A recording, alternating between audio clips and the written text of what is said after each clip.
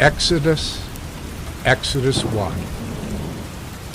These are the names of the sons of Israel who came to Egypt with Jacob, each with his household: Reuben, Simeon, Levi and Judah, Issachar, Zebulun and Benjamin, Dan and Naphtali, Gad and Asher. All the descendants of Jacob were 70 persons. Joseph was already in Egypt. Then Joseph died, and all his brothers and all that generation. But the people of Israel were fruitful and increased greatly. They multiplied and grew exceedingly strong, so that the land was filled with them. Now there arose a new king over Egypt, who did not know Joseph. And he said to his people, "Behold, the people of Israel are too many and too mighty for us. Come, let us deal shrewdly with them, lest they multiply, and if war breaks out, they join our enemies and fight against us and escape from the land." Therefore they set taskmasters over them to afflict them with heavy burdens. They built for Pharaoh store cities, Pithom and Raamses. But the more they were oppressed, the more they multiplied, and the more they spread abroad.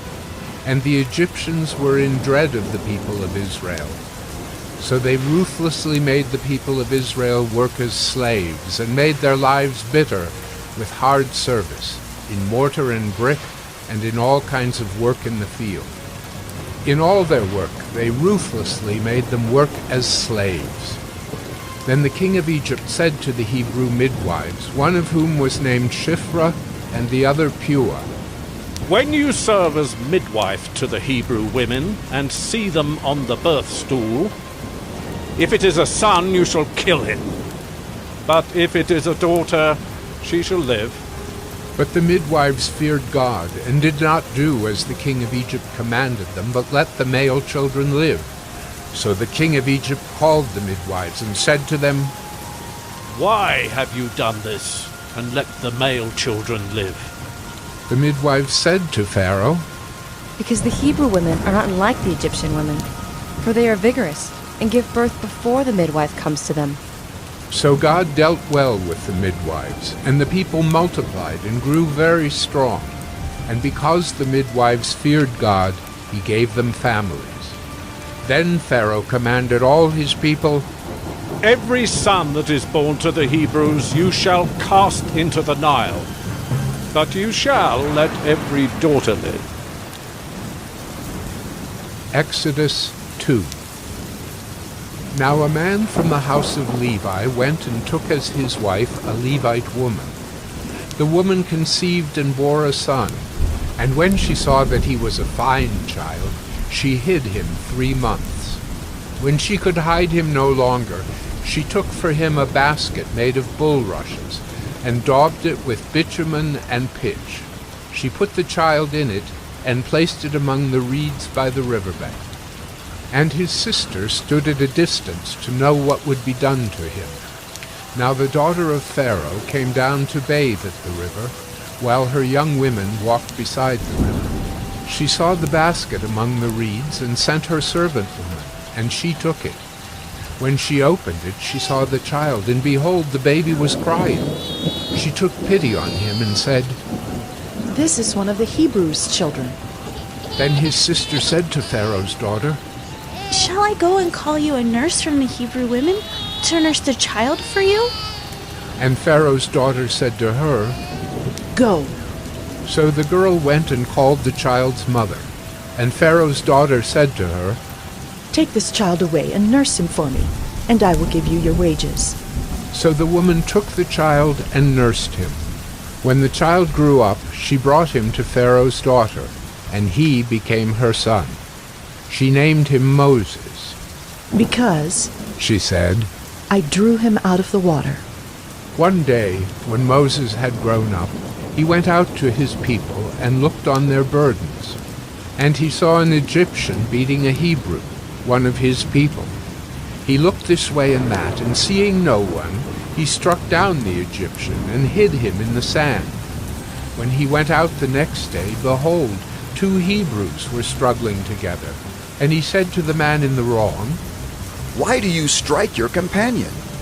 He answered, Who made you a prince and a judge over us? Do you mean to kill me as you killed the Egyptian? Then Moses was afraid and thought, Surely the thing is known. When Pharaoh heard of it, he sought to kill Moses. But Moses fled from Pharaoh and stayed in the land of Midian, and he sat down by a well.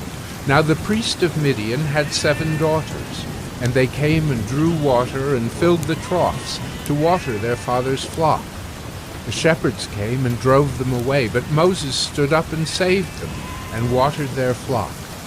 When they came home to their father Reuel, he said, How is it that you have come home so soon today? They said, An Egyptian delivered us out of the hand of the shepherds, and even drew water for us, and watered the flock. He said to his daughters, Then where is he? Why have you left the man? Call him, that he may eat bread. And Moses was content to dwell with the man, and he gave Moses his daughter Zipporah. She gave birth to a son, and he called his name Gershom, for he said, I have been a sojourner in a foreign land. During those many days the king of Egypt died, and the people of Israel groaned because of their slavery and cried out for help. Their cry for rescue from slavery came up to God, and God heard their groaning, and God remembered his covenant with Abraham, with Isaac, and with Jacob. God saw the people of Israel, and God knew. Exodus 3. Now Moses was keeping the flock of his father-in-law Jethro, the priest of Midian, and he led his flock to the west side of the wilderness and came to Horeb, the mountain of God. And the angel of the Lord appeared to him in a flame of fire out of the midst of a bush. He looked, and behold, the bush was burning, yet it was not consumed. And Moses said, I will turn aside to see this great sight, why the bush is not burned. When the Lord saw that he turned aside to see, God called to him out of the bush. Moses, Moses. And he said, Here I am. Then he said, Do not come near. Take your sandals off your feet, for the place on which you are standing is holy ground. And he said, I am the God of your father, the God of Abraham, the God of Isaac, and the God of Jacob. And Moses hid his face, for he was afraid to look at God. Then the Lord said, I have surely seen the affliction of my people who are in Egypt, and have heard their cry because of their taskmasters.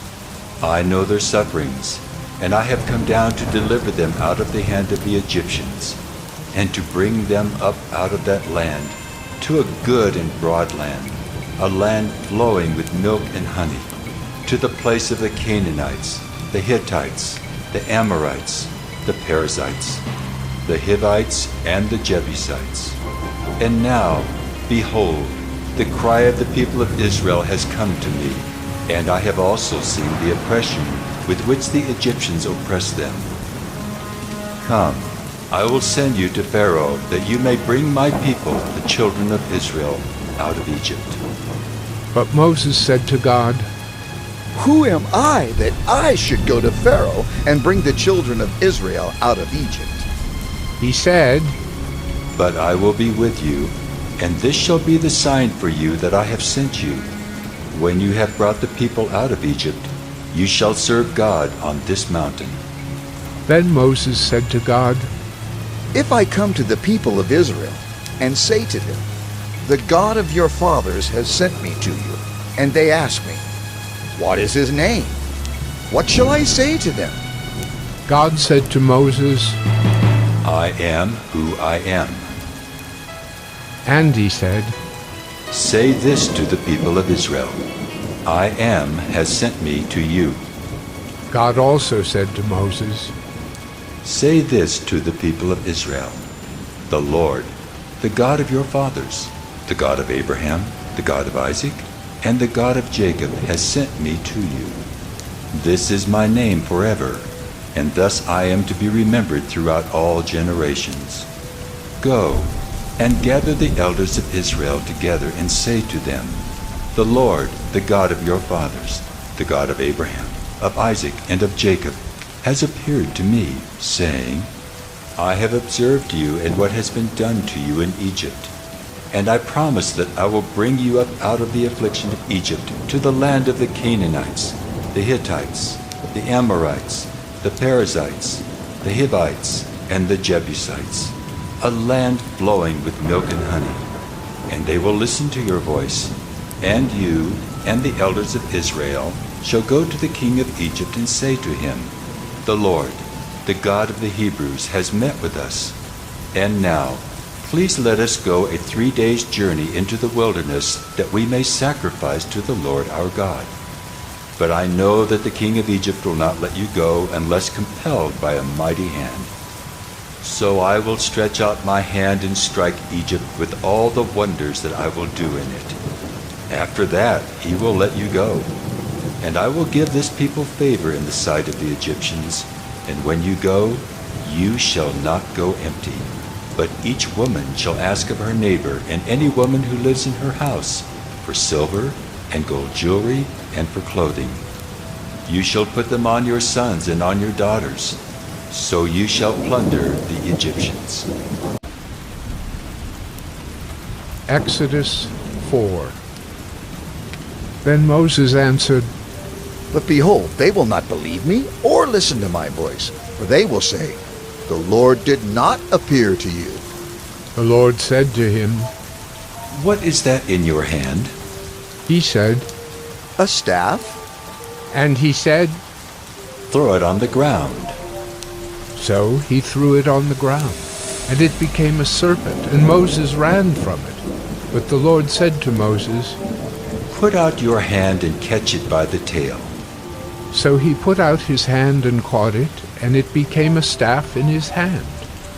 That they may believe that the Lord, the God of their fathers, the God of Abraham, the God of Isaac, and the God of Jacob, has appeared to you. Again the Lord said to him, Put your hand inside your cloak. And he put his hand inside his cloak, and when he took it out, behold, his hand was leprous like snow. Then God said, Put your hand back inside your cloak.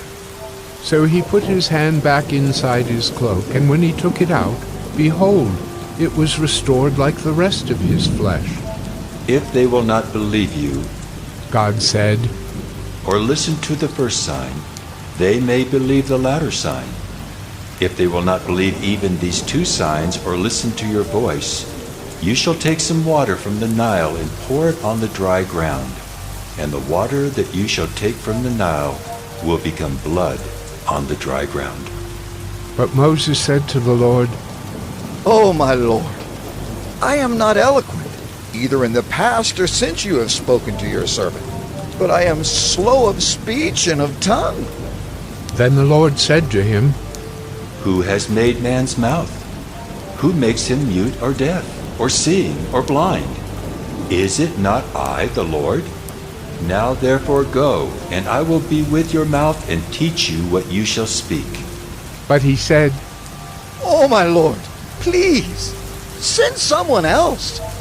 Then the anger of the Lord was kindled against Moses, and he said, Is there not Aaron your brother the Levite?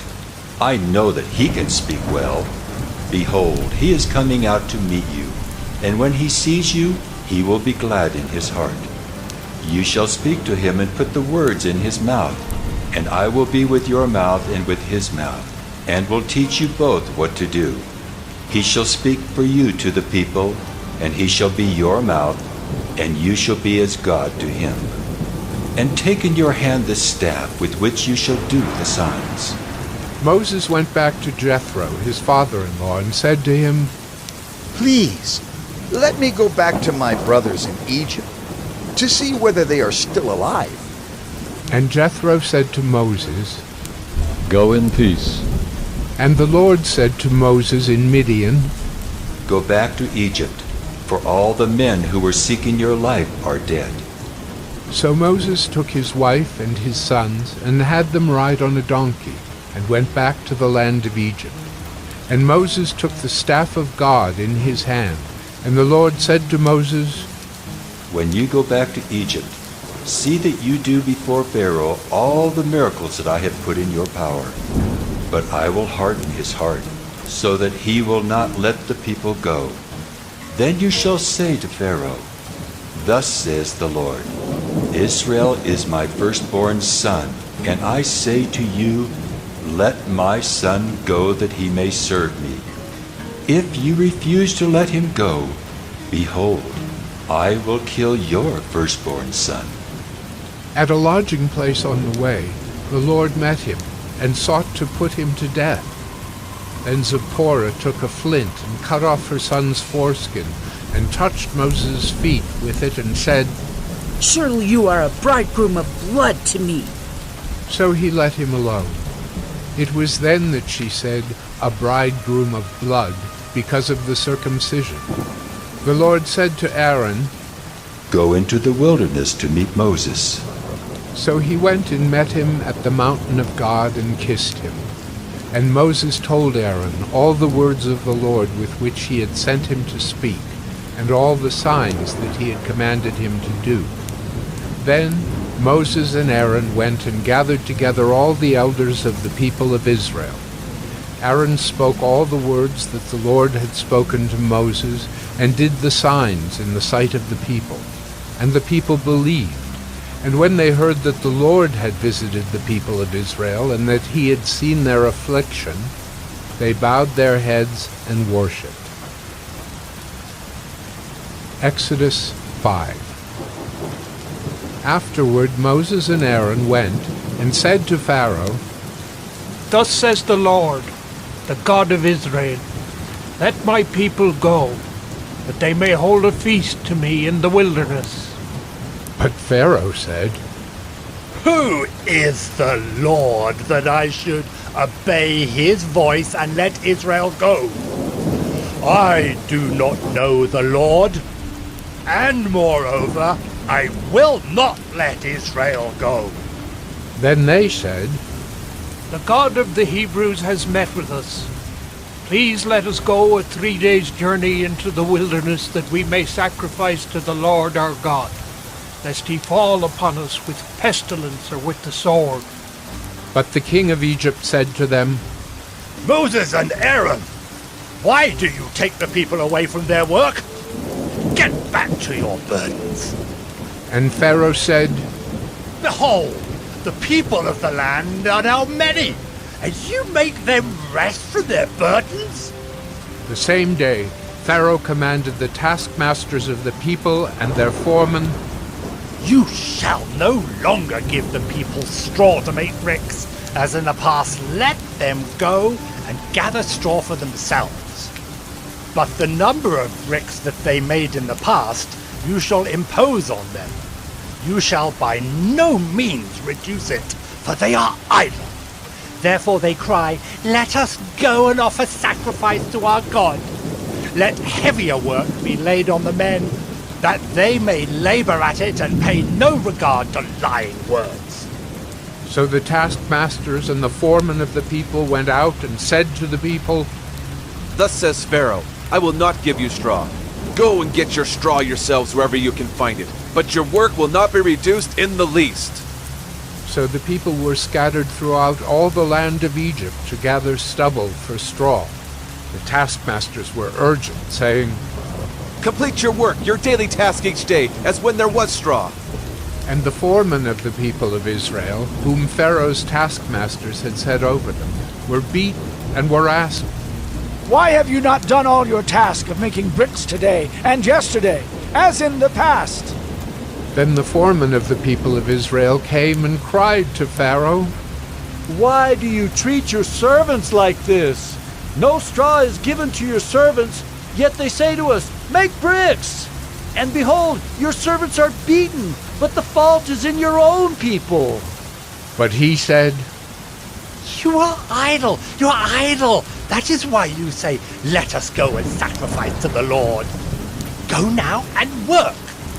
No straw will be given you, but you must still deliver the same number of bricks. The foreman of the people of Israel saw that they were in trouble when they said, You shall by no means reduce your number of bricks, your daily task each day. They met Moses and Aaron, who were waiting for them as they came out from Pharaoh. And they said to them, The Lord look on you and judge, because you have made a stink in the sight of Pharaoh and his servants, and have put a sword in their hand to kill us. Then Moses turned to the Lord and said, O Lord, why have you done evil to this people? Why did you ever send me? For since I came to Pharaoh to speak in your name, he has done evil to this people, and you have not delivered your people at all. Exodus 6.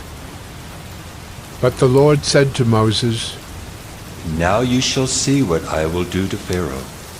For with a strong hand he will send them out, and with a strong hand he will drive them out of his land. God spoke to Moses and said to him, I am the Lord. I appeared to Abraham, to Isaac, and to Jacob as God Almighty.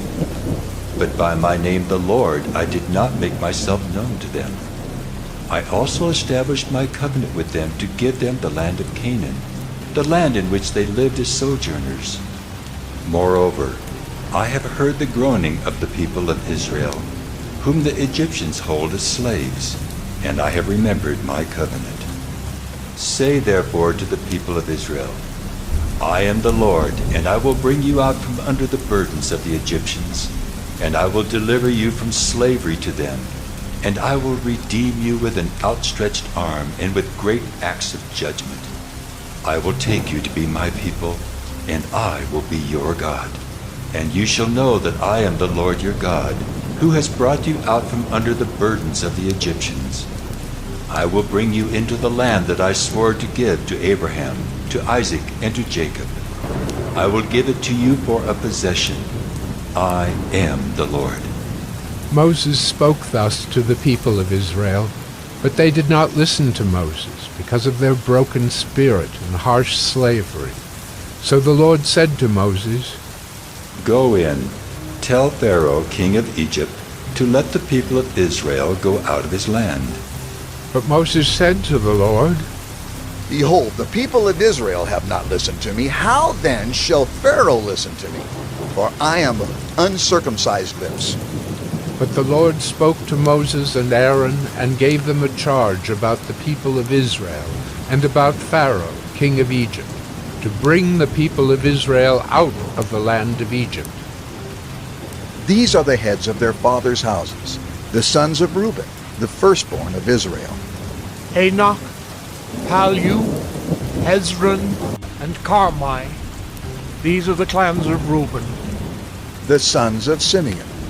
Jemuel, Jamin, Ohad, Jachin, Zohar, and Shaul the son of the Canaanite woman.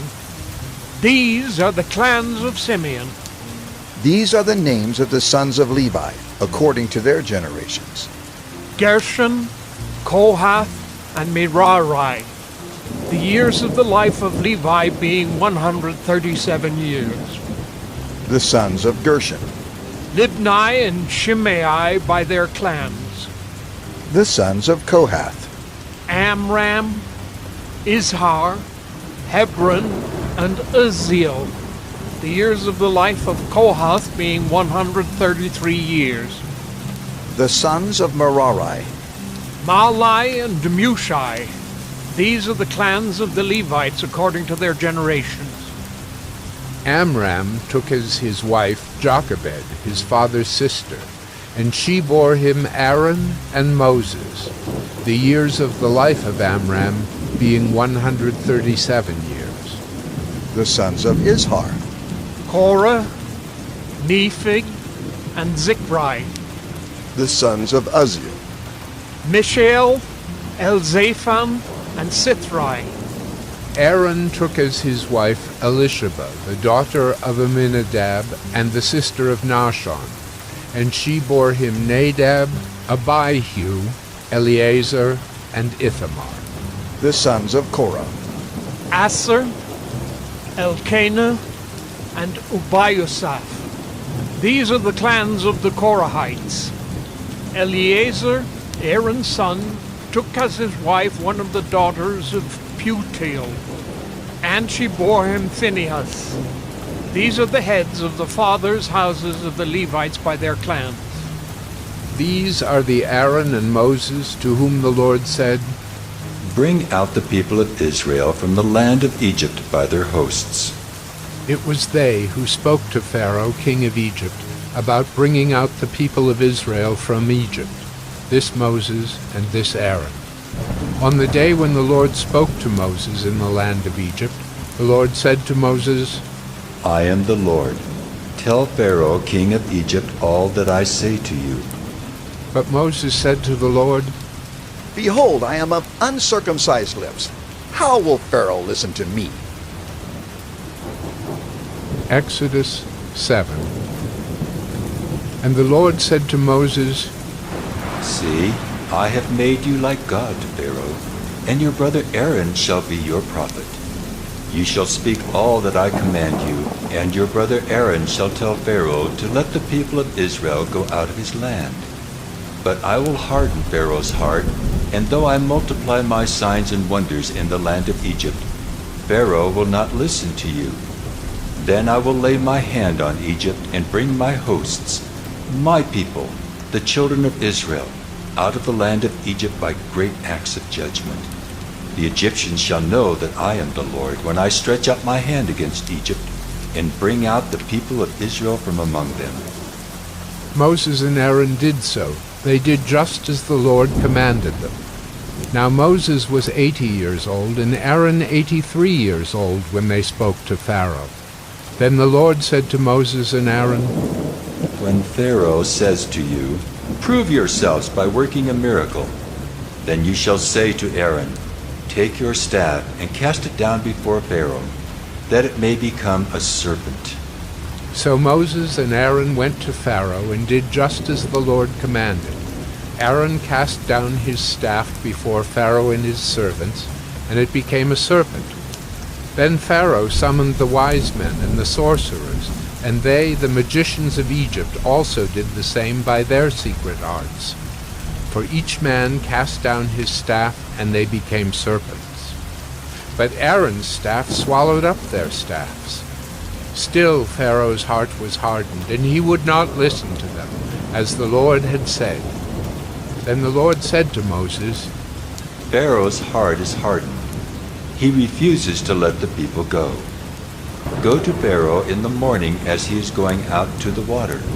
Stand on the bank of the Nile to meet him, and take in your hand the staff that turned into a serpent. And you shall say to him, The Lord, the God of the Hebrews, sent me to you, saying, Let my people go, that they may serve me in the wilderness. But so far you have not obeyed. Thus says the Lord, By this you shall know that I am the Lord. Behold, with the staff that is in my hand, I will strike the water that is in the Nile, and it shall turn into blood. The fish in the Nile shall die, and the Nile will stink, and the Egyptians will grow weary of drinking water from the Nile. And the Lord said to Moses, Say to Aaron, Take your staff and stretch out your hand over the waters of Egypt, over their rivers, their canals, and their ponds, and all their pools of water, so that they may become blood. And there shall be blood throughout all the land of Egypt, even in vessels of wood and in vessels of stone. Moses and Aaron did as the Lord commanded. In the sight of Pharaoh and in the sight of his servants, he lifted up the staff and struck the water in the Nile, and all the water in the Nile turned into blood. And the fish in the Nile died, and the Nile stank, so that the Egyptians could not drink water from the Nile. There was blood throughout all the land of Egypt. But the magicians of Egypt did the same by their secret arts. So Pharaoh's heart remained hardened, and he would not listen to them as the Lord had said. Pharaoh turned and went into his house, and he did not take even this to heart.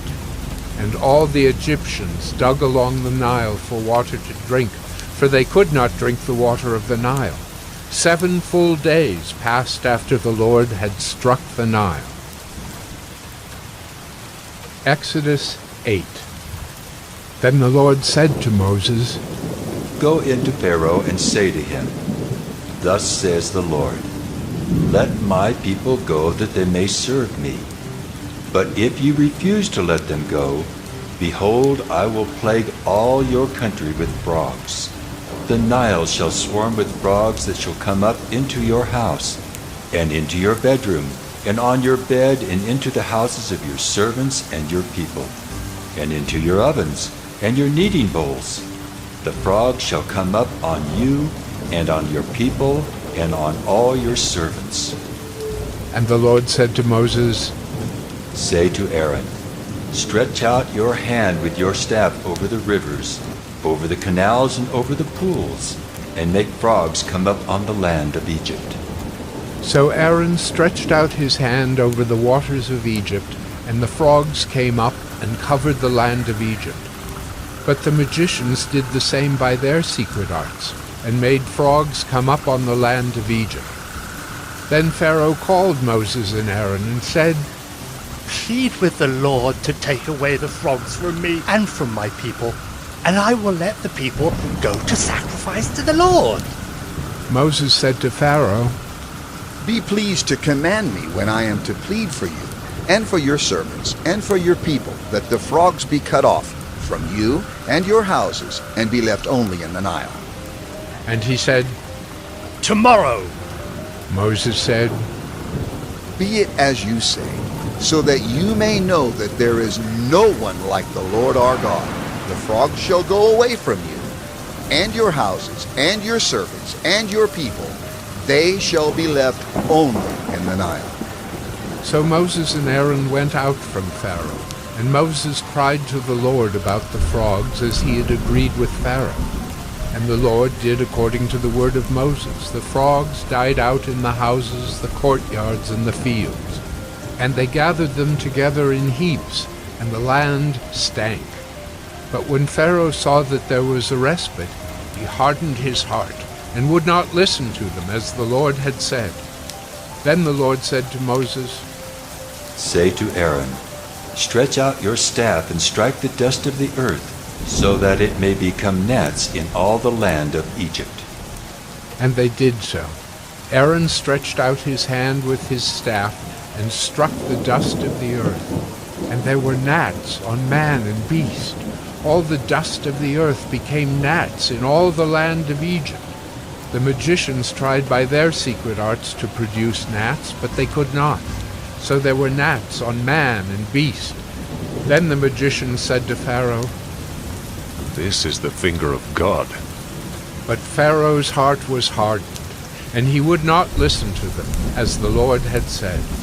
Then the Lord said to Moses, Rise up early in the morning, and present yourself to Pharaoh, as he goes out to the water, and say to him, Thus says the Lord, Let my people go that they may serve me.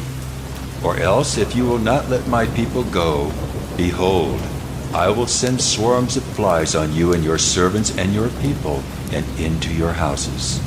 And the houses of the Egyptians shall be filled with swarms of flies, and also the ground on which they stand. But on that day I will set apart the land of Goshen where my people dwell, so that no swarms of flies shall be there, that you may know that I am the Lord in the midst of the earth. Thus I will put a division between my people and your people. Tomorrow this sign shall happen. And the Lord did so. There came great swarms of flies into the house of Pharaoh and into his servants' houses. Throughout all the land of Egypt, the land was ruined by the swarms of flies. Then Pharaoh called Moses and Aaron and said, Go, sacrifice to your God within the land. But Moses said, It would not be right to do so. For the offerings we shall sacrifice to the Lord our God are an abomination to the Egyptians. If we sacrifice offerings abominable to the Egyptians before their eyes, will they not stone us We must go 3 days' journey into the wilderness and sacrifice to the Lord our God, as he tells us." So Pharaoh said, "I will let you go to sacrifice to the Lord your God in the wilderness. Only you must not go very far away. Plead for me." Then Moses said, "Behold, I am going out from you, and I will plead with the Lord that the swarms of flies may depart from Pharaoh, from his servants, and from his people tomorrow. Only let not Pharaoh cheat again by not letting the people go to sacrifice to the Lord." So Moses went out from Pharaoh and prayed to the Lord.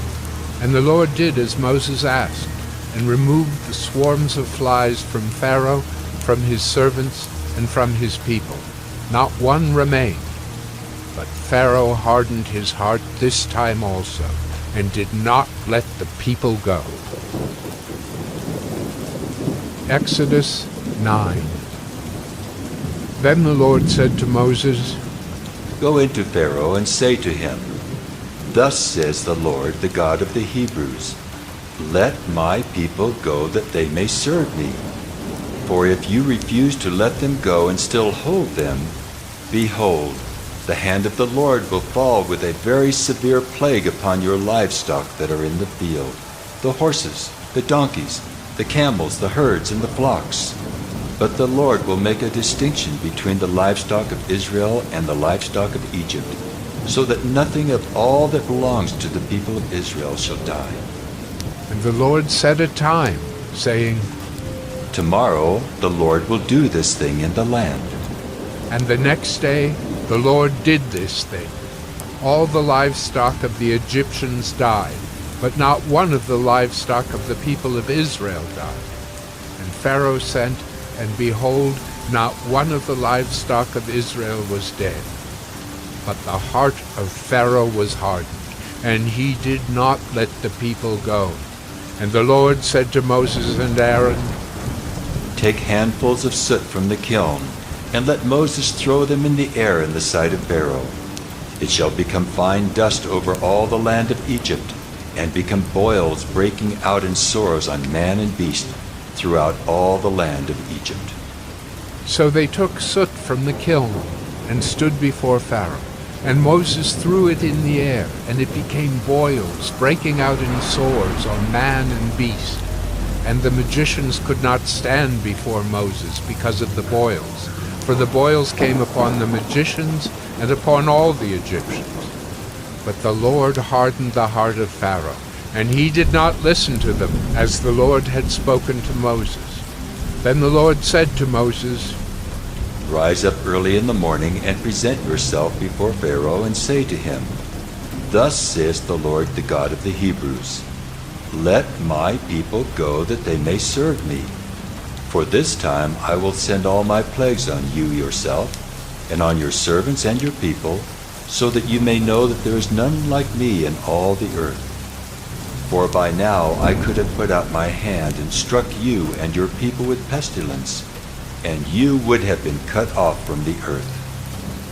But for this purpose I have raised you up, to show you my power, so that my name may be proclaimed in all the earth. You are still exalting yourself against my people and will not let them go. Behold, about this time tomorrow I will cause very heavy hail to fall, such as never has been in Egypt from the day it was founded until now. Now therefore, send, get your livestock and all that you have in the field into safe shelter. For every man and beast that is in the field and is not brought home will die when the hail falls on them." Then whoever feared the word of the Lord among the servants of Pharaoh hurried his slaves and his livestock into the houses. But whoever did not pay attention to the word of the Lord left his slaves and his livestock in the field. Then the Lord said to Moses, "Stretch out your hand toward heaven, so that there may be hail in all the land of Egypt, on man and beast, and every plant of the field in the land of Egypt." Then Moses stretched out his staff toward heaven, and the Lord sent thunder and hail, and fire ran down to the earth. And the Lord rained hail upon the land of Egypt.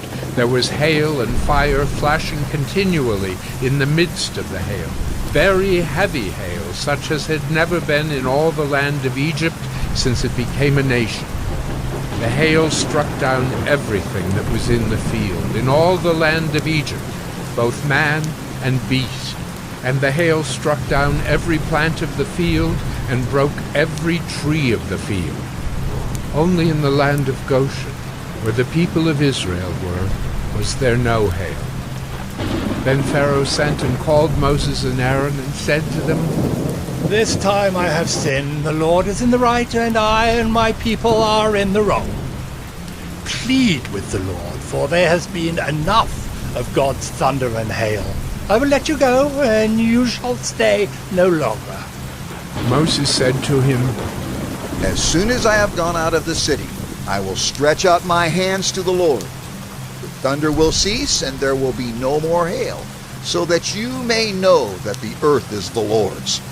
But as for you and your servants, I know that you do not yet fear the Lord God. The flax and the barley were struck down, for the barley was in the ear and the flax was in bud. But the wheat and the emmer were not struck down, for they are late in coming up. So Moses went out of the city from Pharaoh and stretched out his hands to the Lord, and the thunder and the hail ceased, and the rain no longer poured upon the earth. But when Pharaoh saw that the rain and the hail and the thunder had ceased, he sinned yet again and hardened his heart, he and his servants. So the heart of Pharaoh was hardened, and he did not let the people of Israel go, just as the Lord had spoken through Moses. Exodus 10.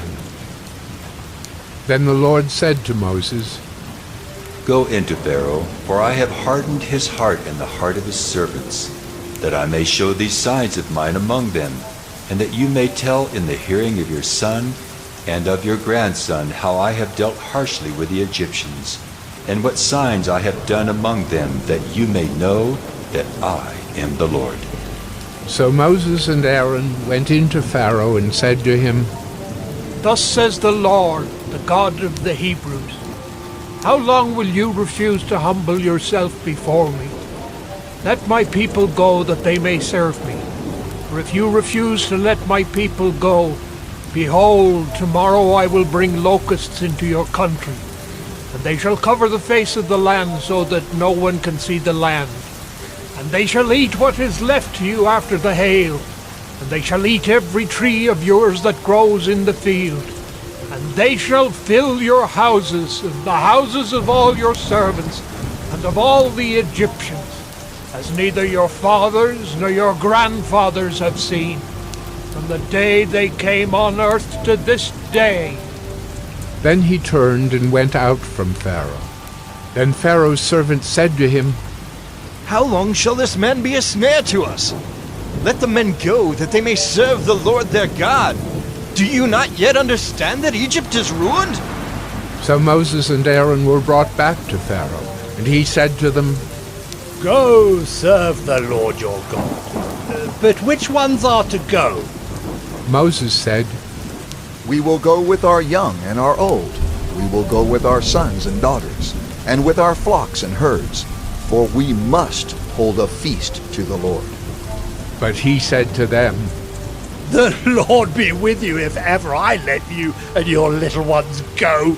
Look, you have some evil purpose in mind. No! Go, the men among you, and serve the Lord, for that is what you are asking. And they were driven out from Pharaoh's presence. Then the Lord said to Moses, Stretch out your hand over the land of Egypt for the locusts, so that they may come upon the land of Egypt, and eat every plant in the land, all that the hail has left. So Moses stretched out his staff over the land of Egypt, and the Lord brought an east wind upon the land all that day and all that night. When it was morning, the east wind had brought the locusts. The locusts came up over all the land of Egypt, and settled on the whole country of Egypt.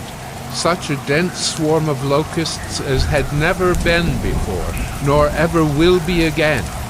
They covered the face of the whole land, so that the land was darkened, and they ate all the plants in the land and all the fruit of the trees that the hail had left.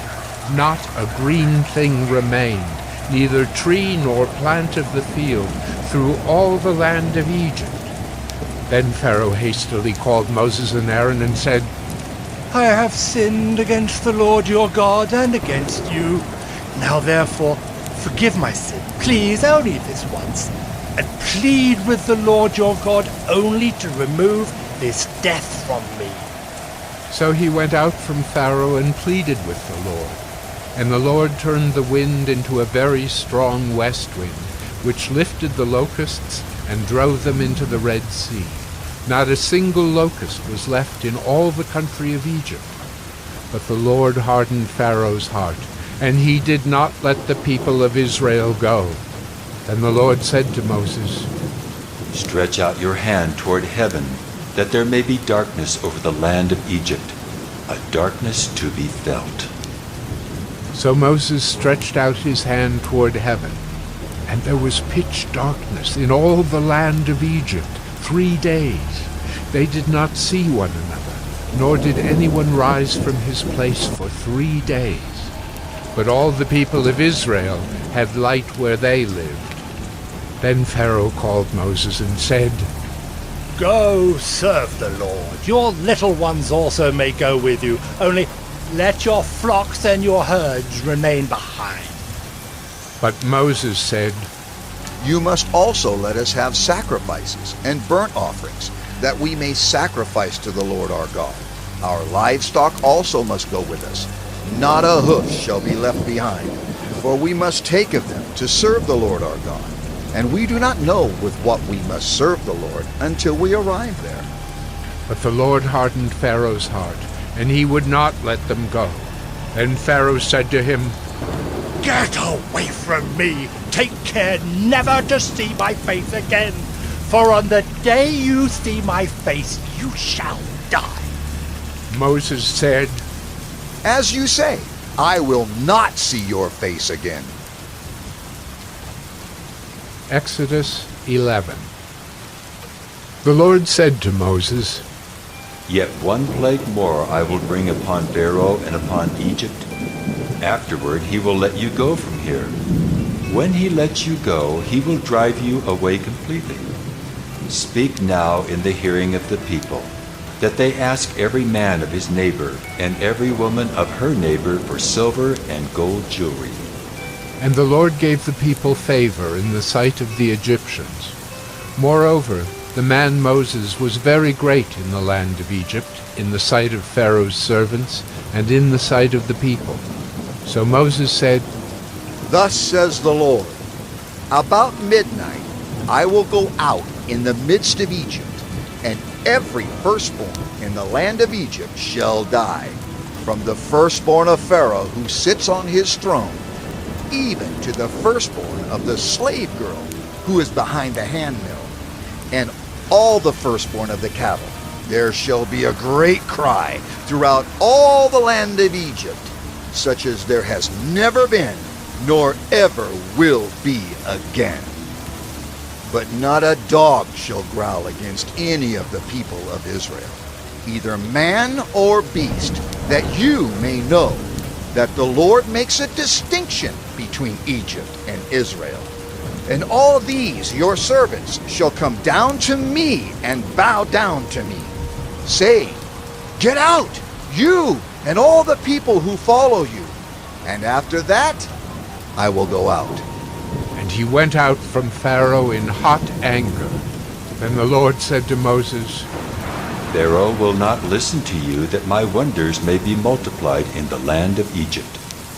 Moses and Aaron did all these wonders before Pharaoh, and the Lord hardened Pharaoh's heart, and he did not let the people of Israel go out of his land.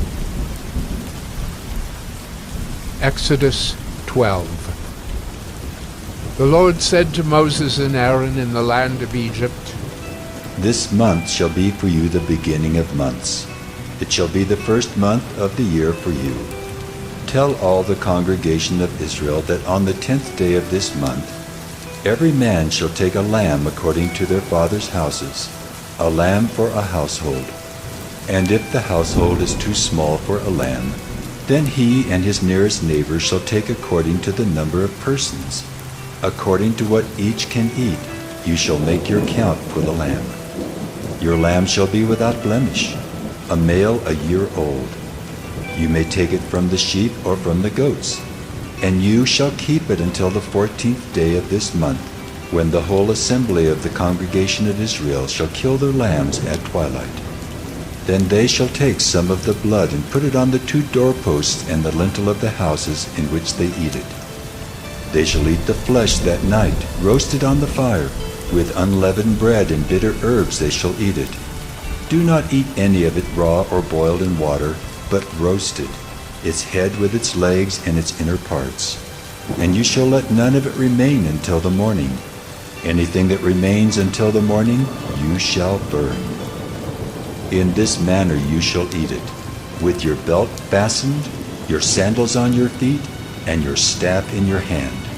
And you shall eat it in haste. It is the Lord's Passover. For I will pass through the land of Egypt that night, and I will strike all the firstborn in the land of Egypt, both man and beast. And on all the gods of Egypt I will execute judgments. I am the Lord. The blood shall be a sign for you on the houses where you are. And when I see the blood, I will pass over you, and no plague will befall you to destroy you when I strike the land of Egypt. This day shall be for you a memorial day, and you shall keep it as a feast to the Lord throughout your generations. As a statute forever you shall keep it as a feast. 7 days you shall eat unleavened bread. On the first day you shall remove leaven out of your houses. For if anyone eats what is leavened from the first day until the 7th day, that person shall be cut off from Israel. On the first day you shall hold a holy assembly, and on the 7th day a holy assembly. No work shall be done on those days, but what everyone needs to eat, that alone may be prepared by you. And you shall observe the feast of unleavened bread, for on this very day I brought your hosts out of the land of Egypt. Therefore you shall observe this day throughout your generations as a statute forever. In the first month, from the 14th day of the month at evening, you shall eat unleavened bread until the 21st day of the month at evening. For 7 days no leaven is to be found in your houses. If anyone eats what is leavened, that person will be cut off from the congregation of Israel, whether he is a sojourner or a native of the land. You shall eat nothing leavened. In all your dwelling places you shall eat unleavened bread. Then Moses called all the elders of Israel and said to them, Go and select lambs for yourselves, according to your clans, and kill the Passover lamb. Take a bunch of hyssop and dip it in the blood that is in the basin, and touch the lintel and the 2 doorposts with the blood that is in the basin. None of you shall go out of the door of his house until the morning. For the Lord will pass through to strike the Egyptians, and when he sees the blood on the lintel and on the 2 doorposts, the Lord will pass over the door and will not allow the destroyer to enter your houses to strike you. You shall observe this rite as a statute for you and for your sons forever. And when you come to the land that the Lord will give you, as he has promised, you shall keep this service. And when your children say to you, What do you mean by this service? You shall say, It is the sacrifice of the Lord's Passover, for he passed over the houses of the people of Israel in Egypt, when he struck the Egyptians, but spared our houses. And the people bowed their heads and worshipped. Then the people of Israel went and did so, as the Lord had commanded Moses and Aaron, so they did. At midnight the Lord struck down all the firstborn in the land of Egypt, from the firstborn of Pharaoh who sat on his throne, to the firstborn of the captive who was in the dungeon. and all the firstborn of the livestock. And Pharaoh rose up in the night, he and all his servants and all the Egyptians, and there was a great cry in Egypt, for there was not a house where someone was not dead.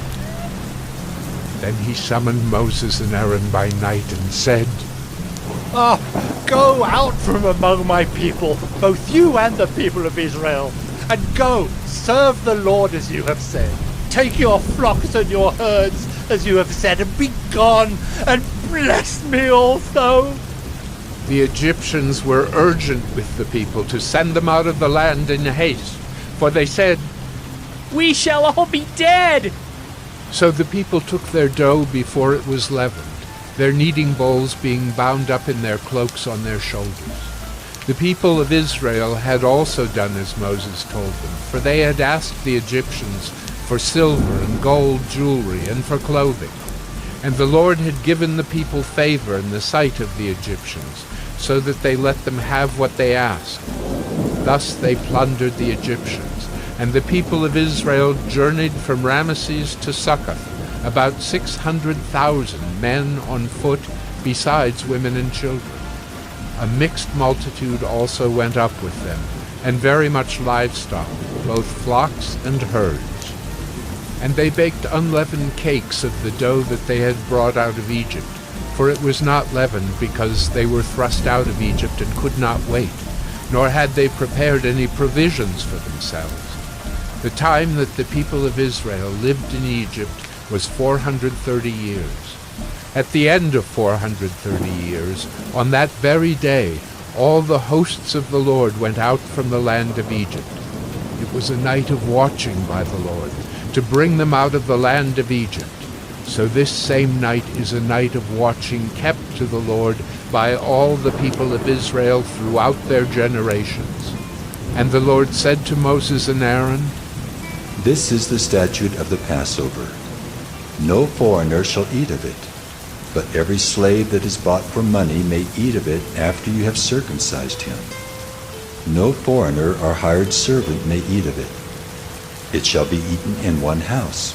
You shall not take any of the flesh outside the house, and you shall not break any of its bones. All the congregation of Israel shall keep it.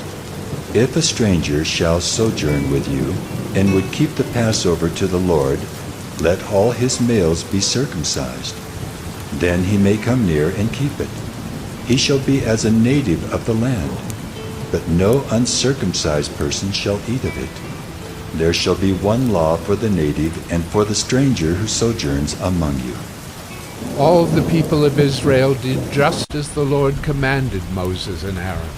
And on that very day, the Lord brought the people of Israel out of the land of Egypt by their hosts. Exodus 13. The Lord said to Moses, "Consecrate to me all the firstborn. Whatever is the first to open the womb among the people of Israel, both of man and of beast, is mine." Then Moses said to the people, Remember this day in which you came out from Egypt, out of the house of slavery. For by a strong hand the Lord brought you out from this place. No leavened bread shall be eaten. Today, in the month of Abib, you are going out. And when the Lord brings you into the land of the Canaanites, the Hittites, the Amorites, the Hivites, and the Jebusites, which he swore to your fathers to give you, a land flowing with milk and honey, you shall keep this service in this month. 7 days you shall eat unleavened bread, and on the 7th day there shall be a feast to the Lord. Unleavened bread shall be eaten for 7 days. No leavened bread shall be seen with you, and no leaven shall be seen with you in all your territory. You shall tell your son on that day, it is because of what the Lord did for me when I came out of Egypt. And it shall be to you as a sign on your hand, and as a memorial between your eyes, that the law of the Lord may be in your mouth. For with a strong hand the Lord has brought you out of Egypt. You shall therefore keep this statute at its appointed time from year to year. When the Lord brings you into the land of the Canaanites, as he swore to you, and your fathers, and shall give it to you. You shall set apart to the Lord all that first opens the womb. All the firstborn of your animals that are males shall be the Lord's. Every firstborn of a donkey you shall redeem with a lamb. Or if you will not redeem it, you shall break its neck. Every firstborn of man among your sons you shall redeem. And when in time to come your son asks you, "What does this mean?" you shall say to him, "By a strong hand the Lord brought us out of Egypt, from the house of slavery." For when Pharaoh stubbornly refused to let us go, the Lord killed all the firstborn in the land of Egypt, both the firstborn of man and the firstborn of animals. Therefore I sacrificed to the Lord all the males that first open the womb, but all the firstborn of my sons I redeem. It shall be as a mark on your hand or frontlets between your eyes. For by a strong hand the Lord brought us out of Egypt. When Pharaoh let the people go, God did not lead them by way of the land of the Philistines, although that was near. For God said, "Lest the people change their minds when they see war and return to Egypt." But God led the people around by the way of the wilderness toward the Red Sea, and the people of Israel went up out of the land of Egypt equipped for battle. Moses took the bones of Joseph with him, for Joseph had made the sons of Israel solemnly swear, saying, "God will surely visit you, and you shall carry up my bones with you from here." And they moved on from Succoth and encamped at Etham, on the edge of the wilderness. And the Lord went before them by day in a pillar of cloud to lead them along the way, and by night in a pillar of fire to give them light, that they might travel by day and by night. The pillar of cloud by day and the pillar of fire by night did not depart from before the people. Exodus 14. Then the Lord said to Moses, "Tell the people of Israel to turn back and encamp in front of Pi-hahiroth, between Migdol and the sea, in front of Baal-zephon. You shall encamp facing it by the sea. For Pharaoh will say of the people of Israel, 'They are wandering in the land. The wilderness has shut them in.' And I will harden Pharaoh's heart, and he will pursue them, and I will get glory over Pharaoh and all his host. And the Egyptians shall know that I am the Lord." And they did so. When the king of Egypt was told that the people had fled, the mind of Pharaoh and his servants was changed toward the people.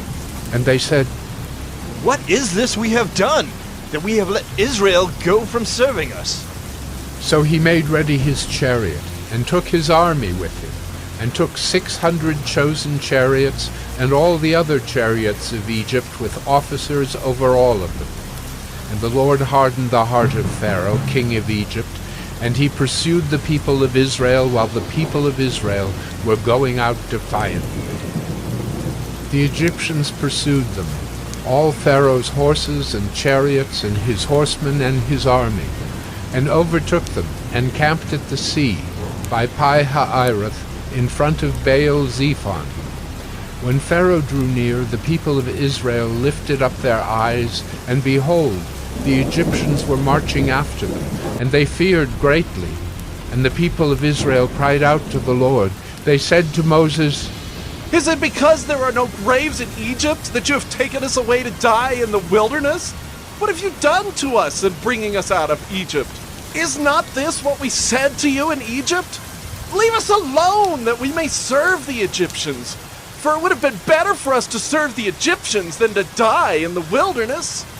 And Moses said to the people, "Fear not, stand firm, and see the salvation of the Lord, which he will work for you today. For the Egyptians whom you see today, you shall never see again. The Lord will fight for you, and you have only to be silent." The Lord said to Moses, "Why do you cry to me? Tell the people of Israel to go forward. Lift up your staff and stretch out your hand over the sea and divide it, that the people of Israel may go through the sea on dry ground." And I will harden the hearts of the Egyptians so that they shall go in after them. And I will get glory over Pharaoh and all his host, his chariots and his horsemen. And the Egyptians shall know that I am the Lord when I have gotten glory over Pharaoh, his chariots and his horsemen. Then the angel of God, who was going before the host of Israel, moved and went behind them. And the pillar of cloud moved from before them and stood behind them, coming between the host of Egypt and the host of Israel. And there was the cloud and the darkness, and it lit up the night, without one coming near the other all night. Then Moses stretched out his hand over the sea, and the Lord drove the sea back by a strong east wind all night, and made the sea dry land, and the waters were divided. And the people of Israel went into the midst of the sea on dry ground, the waters being a wall to them on their right hand and on their left. The Egyptians pursued and went in after them into the midst of the sea, all Pharaoh's horses, his chariots, and his horsemen. And in the morning watch, the Lord in the pillar of fire and of cloud looked down on the Egyptian forces, and threw the Egyptian forces into a panic, clogging their chariot wheels so that they drove heavily.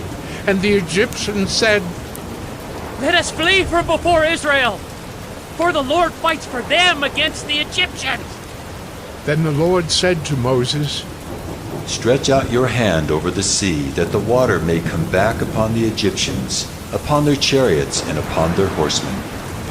So Moses stretched out his hand over the sea, and the sea returned to its normal course when the morning appeared. And as the Egyptians fled into it, the Lord threw the Egyptians into the midst of the sea. The waters returned and covered the chariots and the horsemen. Of all the host of Pharaoh that had followed them into the sea, not one of them remained. But the people of Israel walked on dry ground through the sea, the waters being a wall to them on their right hand and on their left. Thus the Lord saved Israel that day from the hand of the Egyptians, and Israel saw the Egyptians dead on the seashore. Israel saw the great power that the Lord used against the Egyptians. So the people feared the Lord, and they believed in the Lord and in his servant Moses. Exodus 15. Then Moses and the people of Israel sang this song to the Lord, saying, I will sing to the Lord, for he has triumphed gloriously. The horse and his rider he has thrown into the sea. The Lord is my strength and my song, and he has become my salvation. This is my God, and I will praise him, my father's God, and I will exalt him. The Lord is a man of war. The Lord is his name. Pharaoh's chariots and his host he cast into the sea, and his chosen officers were sunk in the Red Sea. The floods covered them. They went down into the depths like a stone. Your right hand, O Lord, glorious in power. Your right hand, O Lord, shatters the enemy. In the greatness of your majesty, you overthrow your adversaries. You send out your fury, it consumes them like stubble. At the blast of your nostrils, the waters piled up. The floods stood up in a heap. The deeps congealed in the heart of the sea. The enemy said, I will pursue, I will overtake, I will divide the spoil. My desire shall have its fill of them. I will draw my sword, my hand shall destroy them. You blew with your wind, the sea covered them. They sank like lead in the mighty waters. Who is like you, O Lord, among the gods? Who is like you, majestic in holiness, awesome in glorious deeds, doing wonders? You stretched out your right hand, the earth swallowed them. You have led in your steadfast love the people whom you have redeemed. You have guided them by your strength to your holy abode. The peoples have heard, they tremble. Pangs have seized the inhabitants of Philistia. Now are the chiefs of Edom dismayed. Trembling seizes the leaders of Moab. All the inhabitants of Canaan have melted away. Terror and dread fall upon them. Because of the greatness of your arm, they are still as a stone. Till your people, O Lord, pass by, till the people pass by whom you have purchased. You will bring them in and plant them on your own mountain, the place, O Lord, which you have made for your abode, the sanctuary, O Lord, which your hands have established. The Lord will reign forever and ever. For when the horses of Pharaoh with his chariots and his horsemen went into the sea, the Lord brought back the waters of the sea upon them. But the people of Israel walked on dry ground in the midst of the sea. Then Miriam the prophetess, the sister of Aaron, took a tambourine in her hand, and all the women went out after her with tambourines and dancing. And Miriam sang to them, "Sing to the Lord, for he has triumphed gloriously. The horse and his rider he has thrown into the sea." Then Moses made Israel set out from the Red Sea, and they went into the wilderness of Shur. They went 3 days in the wilderness, and found no water. When they came to Marah, they could not drink the water of Marah, because it was bitter, and therefore it was named Marah. And the people grumbled against Moses, saying, "What shall we drink?" And he cried to the Lord, and the Lord showed him a log, and he threw it into the water, and the water became sweet. There the Lord made for them a statute and a rule, and there he tested them, saying, If you will diligently listen to the voice of the Lord your God, and do that which is right in his eyes, and give ear to his commandments, and keep all his statutes, I will put none of the diseases on you that I put on the Egyptians. For I am the Lord your healer. Then they came to Elim, where there were 12 springs of water and 70 palm trees, and they encamped there by the water. Exodus 16. They set out from Elim, and all the congregation of the people of Israel came to the wilderness of Sin, which is between Elim and Sinai, on the 15th day of the 2nd month after they had departed from the land of Egypt. And the whole congregation of the people of Israel grumbled against Moses and Aaron in the wilderness. And the people of Israel said to them, Would that we had died by the hand of the Lord in the land of Egypt, when we sat by the meat pots and ate bread to the full. But you have brought us out into this wilderness to kill this whole assembly with hunger. Then the Lord said to Moses, Behold, I am about to rain bread from heaven for you, and the people shall go out and gather a day's portion every day, that I may test them, whether they will walk in my law or not. On the 6th day, when they prepare what they bring in, it will be twice as much as they gather daily. So Moses and Aaron said to all the people of Israel, At evening you shall know that it was the Lord who brought you out of the land of Egypt. And in the morning you shall see the glory of the Lord, because he has heard your grumbling against the Lord. For what are we that you grumble against us? And Moses said, When the Lord gives you in the evening meat to eat, and in the morning bread to the full, because the Lord has heard your grumbling that you grumbled against him, what are we? Your grumbling is not against us, but against the Lord. Then Moses said to Aaron, Say to the whole congregation of the people of Israel, Come near before the Lord, for he has heard your grumbling. And as soon as Aaron spoke to the whole congregation of the people of Israel, they looked toward the wilderness. And behold, the glory of the Lord appeared in the cloud. And the Lord said to Moses, I have heard the grumbling of the people of Israel. Say to them, At twilight you shall eat meat, and in the morning you shall be filled with bread. Then you shall know that I am the Lord your God. In the evening, quail came up and covered the camp, and in the morning dew lay around the camp.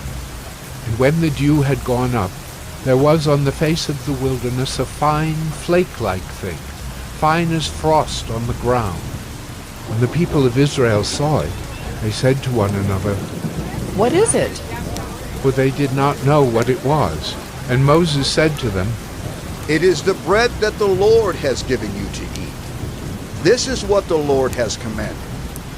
Gather of it, each one of you, as much as he can eat. You shall each take an omer, according to the number of the persons that each of you has in his tent. And the people of Israel did so. They gathered, some more, some less.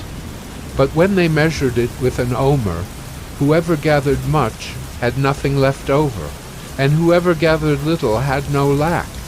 Each of them gathered as much as he could eat. And Moses said to them, Let no one leave any of it over till the morning. But they did not listen to Moses. Some left part of it till the morning, and it bred worms and stank. And Moses was angry with them. Morning by morning they gathered it, each as much as he could eat. But when the sun grew hot, it melted. On the 6th day they gathered twice as much bread, 2 omers each. And when all the leaders of the congregation came and told Moses, he said to them, This is what the Lord has commanded. Tomorrow is a day of solemn rest, a holy Sabbath to the Lord. Bake what you will bake, and boil what you will boil, and all that is left over lay aside to be kept till the morning. So they laid it aside till the morning, as Moses commanded them. And it did not stink, and there were no worms in it. Moses said, Eat it today, for today is a Sabbath to the Lord. Today you will not find it in the field.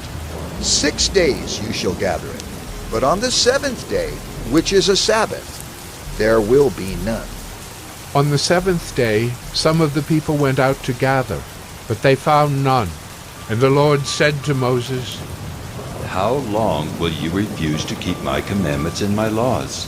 See, the Lord has given you the Sabbath. Therefore on the 6th day he gives you bread for 2 days. Remain each of you in his place. Let no one go out of his place on the 7th day. So the people rested on the 7th day. Now the house of Israel called its name manna. It was like coriander seed, white, and the taste of it was like wafers made with honey. Moses said, This is what the Lord has commanded. Let an omer of it be kept throughout your generations, so that they may see the bread with which I fed you in the wilderness, when I brought you out of the land of Egypt. And Moses said to Aaron, Take a jar and put an omer of manna in it, and place it before the Lord to be kept throughout your generations. As the Lord commanded Moses, so Aaron placed it before the testimony to be kept. The people of Israel ate the manna 40 years till they came to a habitable land. They ate the manna till they came to the border of the land of Canaan. An omer is the 10th part of an ephah. Exodus 17. All the congregation of the people of Israel moved on from the wilderness of Sin by stages, according to the commandment of the Lord, and camped at Rephidim. But there was no water for the people to drink. Therefore the people quarreled with Moses and said, Give us water to drink. And Moses said to them, Why do you quarrel with me? Why do you test the Lord? But the people thirsted there for water. And the people grumbled against Moses and said, Why did you bring us up out of Egypt to kill us and our children and our livestock with thirst? So Moses cried to the Lord, What shall I do with this people? They are almost ready to stone me. And the Lord said to Moses, Pass on before the people, taking with you some of the elders of Israel. And take in your hand the staff with which you struck the Nile, and go. Behold, I will stand before you there on the rock at Horeb, and you shall strike the rock, and water shall come out of it, and the people will drink. And Moses did so in the sight of the elders of Israel. And he called the name of the place Massah and Meribah. because of the quarreling of the people of Israel, and because they tested the Lord by saying, "Is the Lord among us or not?" Then Amalek came and fought with Israel at Rephidim. So Moses said to Joshua, "Choose for us men, and go out and fight with Amalek. Tomorrow I will stand on the top of the hill with the staff of God in my hand." So Joshua did as Moses told him, and fought with Amalek, while Moses, Aaron, and Hur went up to the top of the hill. Whenever Moses held up his hand, Israel prevailed, and whenever he lowered his hand, Amalek prevailed.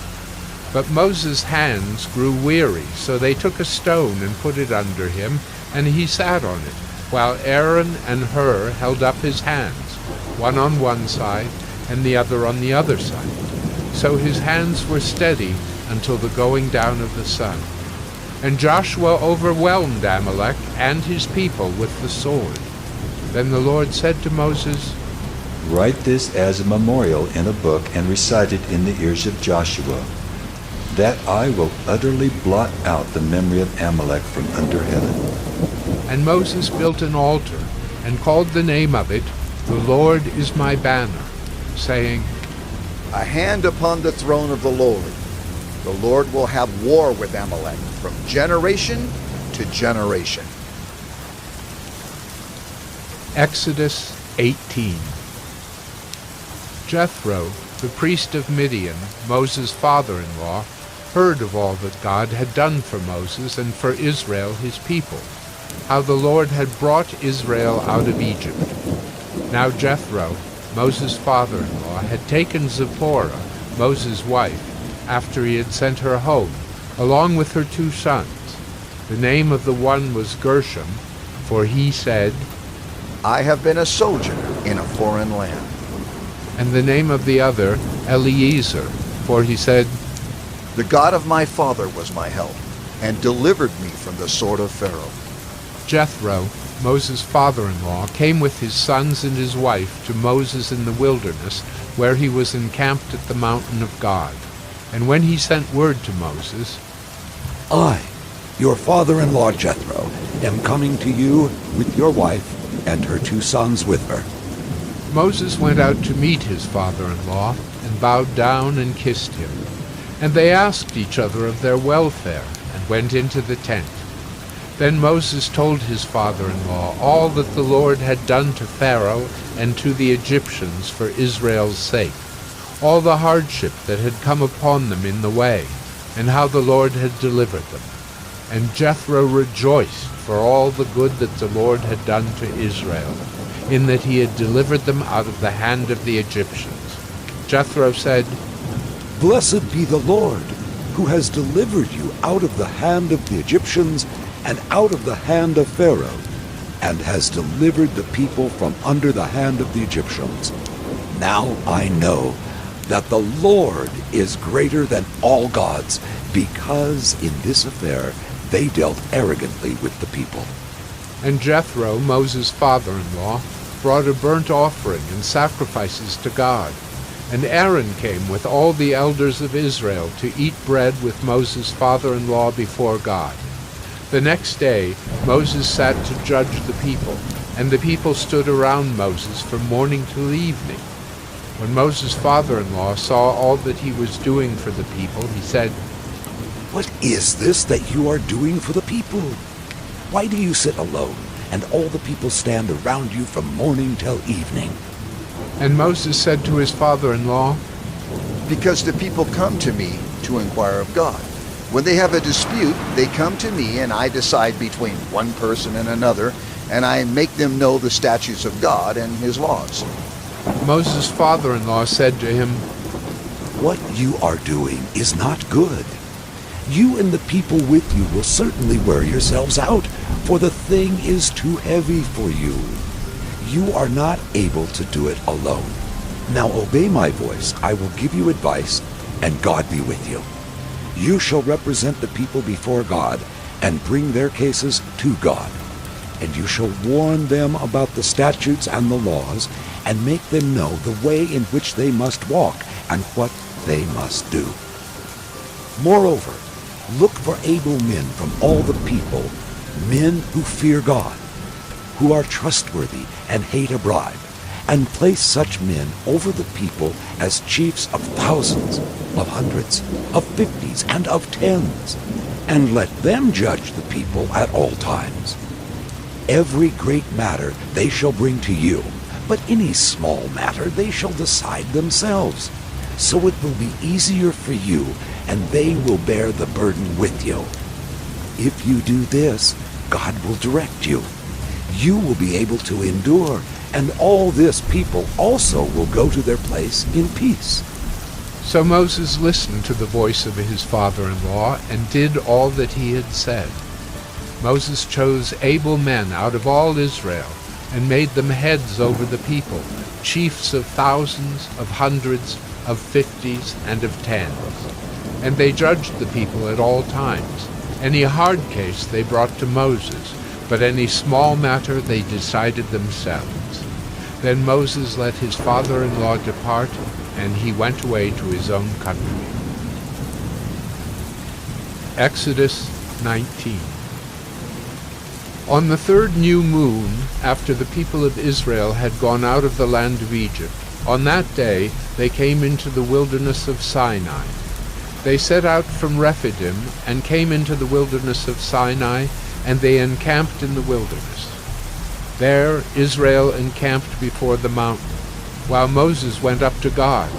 The Lord called to him out of the mountain, saying, Thus you shall say to the house of Jacob, and tell the people of Israel, You yourselves have seen what I did to the Egyptians, and how I bore you on eagle's wings, and brought you to myself. Now, therefore, if you will indeed obey my voice and keep my covenant, you shall be my treasured possession among all peoples. For all the earth is mine, and you shall be to me a kingdom of priests and a holy nation. These are the words that you shall speak to the people of Israel.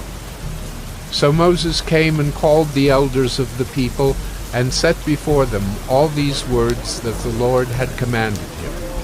All the people answered together and said, All that the Lord has spoken we will do. And Moses reported the words of the people to the Lord. And the Lord said to Moses, Behold, I am coming to you in a thick cloud, that the people may hear when I speak with you, and may also believe you forever. When Moses told the words of the people to the Lord said to Moses, Go to the people and consecrate them today and tomorrow, and let them wash their garments and be ready for the third day. For on the third day the Lord will come down on Mount Sinai in the sight of all the people. And you shall set limits for the people all around, saying, Take care not to go up into the mountain or touch the edge of it. Whoever touches the mountain shall be put to death. No hand shall touch him, but he shall be stoned or shot, whether beast or man, he shall not live. When the trumpet sounds a long blast, they shall come up to the mountain. So Moses went down from the mountain to the people and consecrated the people, and they washed their garments. And he said to the people, Be ready for the third day. Do not go near a woman. On the morning of the third day there were thunders and lightnings and a thick cloud on the mountain, and a very loud trumpet blast, so that all the people in the camp trembled. Then Moses brought the people out of the camp to meet God, and they took their stand at the foot of the mountain. Now Mount Sinai was wrapped in smoke, because the Lord had descended on it in fire. The smoke of it went up like the smoke of a kiln, and the whole mountain trembled greatly. And as the sound of the trumpet grew louder and louder, Moses spoke, and God answered him in thunder. The Lord came down on Mount Sinai to the top of the mountain, and the Lord called Moses to the top of the mountain, and Moses went up. And the Lord said to Moses, Go down and warn the people, lest they break through to the Lord to look, and many of them perish. Also let the priests who come near to the Lord consecrate themselves, lest the Lord break out against them. And Moses said to the Lord, The people cannot come up to Mount Sinai, for you yourself warned us, saying, Set limits around the mountain and consecrate it. And the Lord said to him, Go down and come up bringing Aaron with you. But do not let the priests and the people break through to come up to the Lord, lest he break out against them. So Moses went down to the people and told them. Exodus 20. And God spoke all these words, saying, I am the Lord your God, who brought you out of the land of Egypt, out of the house of slavery. You shall have no other gods before me. You shall not make for yourself a carved image, or any likeness of anything that is in heaven above, or that is in the earth beneath, or that is in the water under the earth. You shall not bow down to them or serve them, for I, the Lord your God, am a jealous God, visiting the iniquity of the fathers on the children to the third and the fourth generation of those who hate me, but showing steadfast love to thousands of those who love me and keep my commandments. You shall not take the name of the Lord your God in vain, for the Lord will not hold him guiltless who takes his name in vain. Remember the Sabbath day to keep it holy. 6 days you shall labor and do all your work, but the seventh day is a Sabbath to the Lord your God. On it you shall not do any work, you or your son or your daughter, your male servant or your female servant, or your livestock, or the sojourner who is within your gates. For in 6 days the Lord made heaven and earth, the sea, and all that is in them, and rested on the seventh day. Therefore the Lord blessed the Sabbath day and made it holy.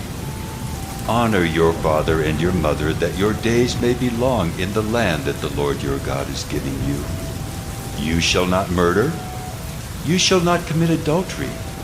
You shall not steal. You shall not bear false witness against your neighbor. You shall not covet your neighbor's house. You shall not covet your neighbor's wife, or his male servant, or his female servant, or his ox, or his donkey, or anything that is your neighbor's. Now when all the people saw the thunder, and the flashes of lightning, and the sound of the trumpet, and the mountain smoking, the people were afraid and trembled. They stood far off and said to Moses, You speak to us, and we will listen. But do not let God speak to us, lest we die. Moses said to the people, Do not fear, for God has come to test you, that the fear of him may be before you, that you may not sin. The people stood far off, while Moses drew near to the thick darkness where God was. And the Lord said to Moses, Thus you shall say to the people of Israel, You have seen for yourselves that I have talked with you from heaven. You shall not make gods of silver to be with me, nor shall you make for yourselves gods of gold. An altar of earth you shall make for me, and sacrifice on it your burnt offerings and your peace offerings, your sheep and your oxen. In every place where I cause my name to be remembered, I will come to you and bless you. If you make me an altar of stone, you shall not build it of hewn stones. For if you wield your tool on it, you profane it. And you shall not go up by steps to my altar, that your nakedness be not exposed on it. Exodus 21. Now these are the rules that you shall set before them. When you buy a Hebrew slave, he shall serve 6 years, and in the 7th he shall go out free for nothing. If he comes in single, he shall go out single. If he comes in married, then his wife shall go out with him. If his master gives him a wife, and she bears him sons or daughters, the wife and her children shall be her master's, and he shall go out alone. But if the slave plainly says, I love my master, my wife, and my children, I will not go out free, then his master shall bring him to God, and he shall bring him to the door or the doorpost, and his master shall bore his ear through with an awl, and he shall be his slave forever. When a man sells his daughter as a slave, she shall not go out as the male slaves do. If she does not please her master, who has designated her for himself, then he shall let her be redeemed. He shall have no right to sell her to a foreign people, since he has broken faith with her. If he designates her for his son, he shall deal with her as with a daughter. If he takes another wife to himself, he shall not diminish her food, her clothing, or her marital rights.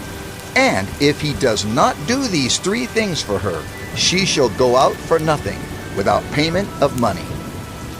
Whoever strikes a man so that he dies shall be put to death. But if he did not lie in wait for him, but God let him fall into his hand, then I will appoint for you a place to which he may flee. But if a man willfully attacks another to kill him by cunning, you shall take him from my altar, that he may die. Whoever strikes his father or his mother shall be put to death. Whoever steals a man and sells him, and anyone found in possession of him, shall be put to death. Whoever curses his father or his mother shall be put to death. When men quarrel, and one strikes the other with a stone or with his fist, and the man does not die but takes to his bed, then if the man rises again and walks outdoors with his staff, he who struck him shall be clear. Only he shall pay for the loss of his time, and shall have him thoroughly healed. When a man strikes his slave, male or female, with a rod, and the slave dies under his hand, he shall be avenged. But if the slave survives a day or 2, he is not to be avenged, for the slave is his money. When men strive together and hit a pregnant woman, so that her children come out, but there is no harm, the one who hit her shall surely be fined, as the woman's husband shall impose on him, and he shall pay as the judges determine. But if there is harm, then you shall pay life for life, eye for eye, tooth for tooth, hand for hand, foot for foot, burn for burn, wound for wound, stripe for stripe. When a man strikes the eye of his slave, male or female, and destroys it, he shall let the slave go free because of his eye. If he knocks out the tooth of his slave, male or female, he shall let the slave go free because of his tooth. When an ox gores a man or a woman to death, the ox shall be stoned, and its flesh shall not be eaten. But the owner of the ox shall not be liable. But if the ox has been accustomed to gore in the past, and its owner has been warned but has not kept it in, and it kills a man or a woman, the ox shall be stoned, and its owner also shall be put to death. If a ransom is imposed on him, then he shall give for the redemption of his life whatever is imposed on him. If it gores a man's son or daughter, he shall be dealt with according to this same rule. If the ox gores a slave, male or female, the owner shall give to their master 30 shekels of silver, and the ox shall be stoned. When a man opens a pit, or when a man digs a pit, and does not cover it, and an ox or a donkey falls into it, the owner of the pit shall make restoration. He shall give money to its owner, and the dead beast shall be his. When one man's ox butts another's, so that it dies, then they shall sell the live ox and share its price, and the dead beast also they shall share. Or if it is known that the ox has been accustomed to gore in the past, and its owner has not kept it in, he shall repay ox for ox, and the dead beast shall be his. Exodus 22. If a man steals an ox or a sheep and kills it or sells it, he shall repay 5 oxen for an ox, and 4 sheep for a sheep. If a thief is found breaking in and is struck so that he dies, there shall be no blood guilt for him. But if the sun has risen on him, there shall be blood guilt for him. He shall surely pay. If he has nothing, then he shall be sold for his theft. If the stolen beast is found alive in his possession, whether it is an ox or a donkey or a sheep, he shall pay double. If a man causes a field or vineyard to be grazed over, or lets his beast loose and it feeds in another man's field, he shall make restitution from the best in his own field and in his own vineyard. If fire breaks out and catches in thorns, so that the stacked grain or the standing grain or the field is consumed, he who started the fire shall make full restitution.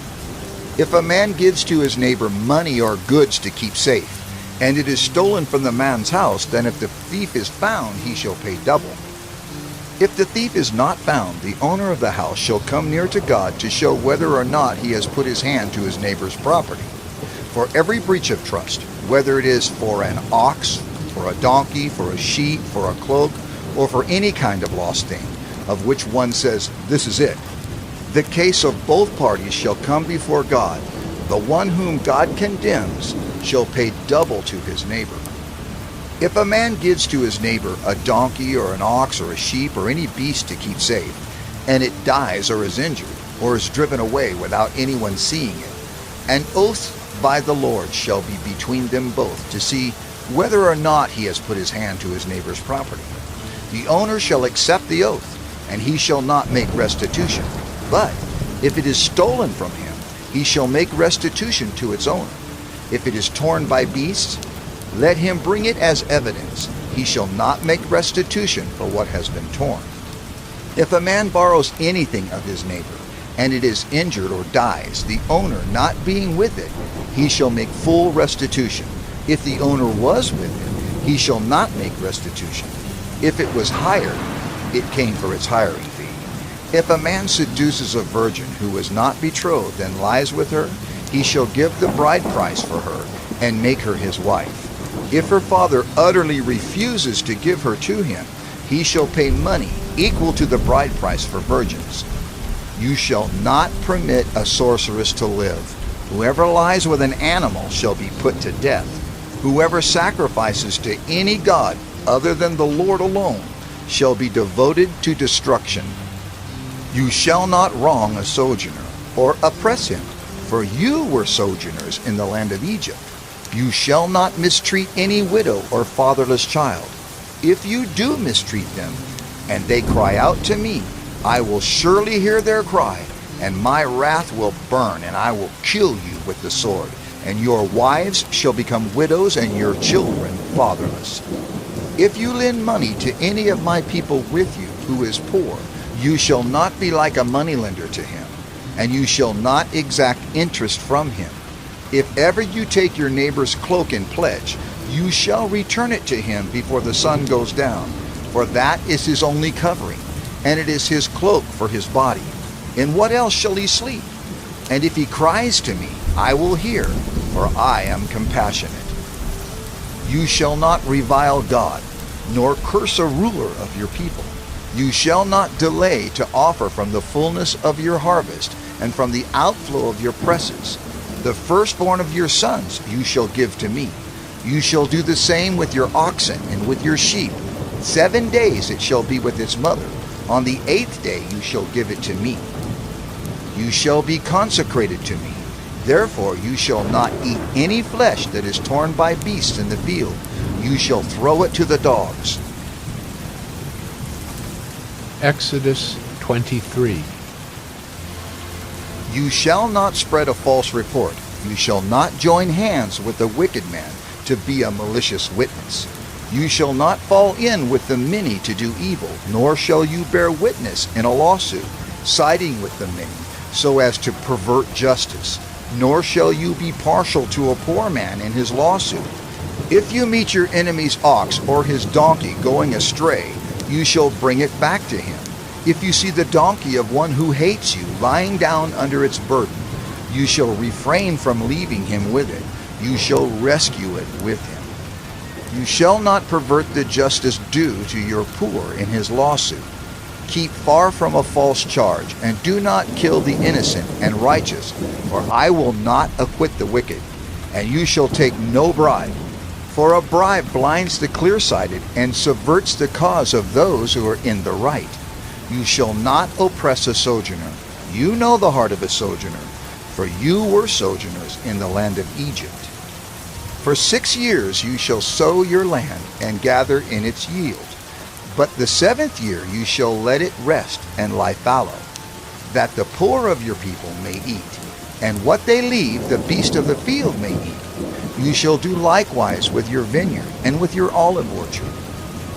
6 days you shall do your work, but on the 7th day you shall rest, that your ox and your donkey may have rest, and the son of your servant woman and the alien may be refreshed.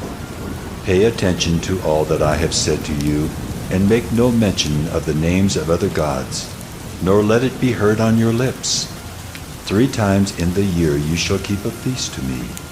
You shall keep the feast of unleavened bread. As I commanded you, you shall eat unleavened bread for 7 days at the appointed time in the month of Abib. For in it you came out of Egypt. None shall appear before me empty-handed. You shall keep the feast of harvest, of the first fruits of your labor, of what you sow in the field. You shall keep the feast of ingathering at the end of the year, when you gather in from the field the fruit of your labor. 3 times in the year shall all your males appear before the Lord God. You shall not offer the blood of my sacrifice with anything leavened, or let the fat of my feast remain until the morning. The best of the firstfruits of your ground you shall bring into the house of the Lord your God. You shall not boil a young goat in its mother's milk. Behold, I send an angel before you to guard you on the way and to bring you to the place that I have prepared. Pay careful attention to him and obey his voice. Do not rebel against him, for he will not pardon your transgression, for my name is in him. But if you carefully obey his voice and do all that I say, then I will be an enemy to your enemies and an adversary to your adversaries. When my angel goes before you and brings you to the Amorites, and the Hittites, and the Perizzites, and the Canaanites, the Hivites, and the Jebusites, and I blot them out, you shall not bow down to their gods nor serve them, nor do as they do, but you shall utterly overthrow them and break their pillars in pieces. You shall serve the Lord your God, and he will bless your bread and your water.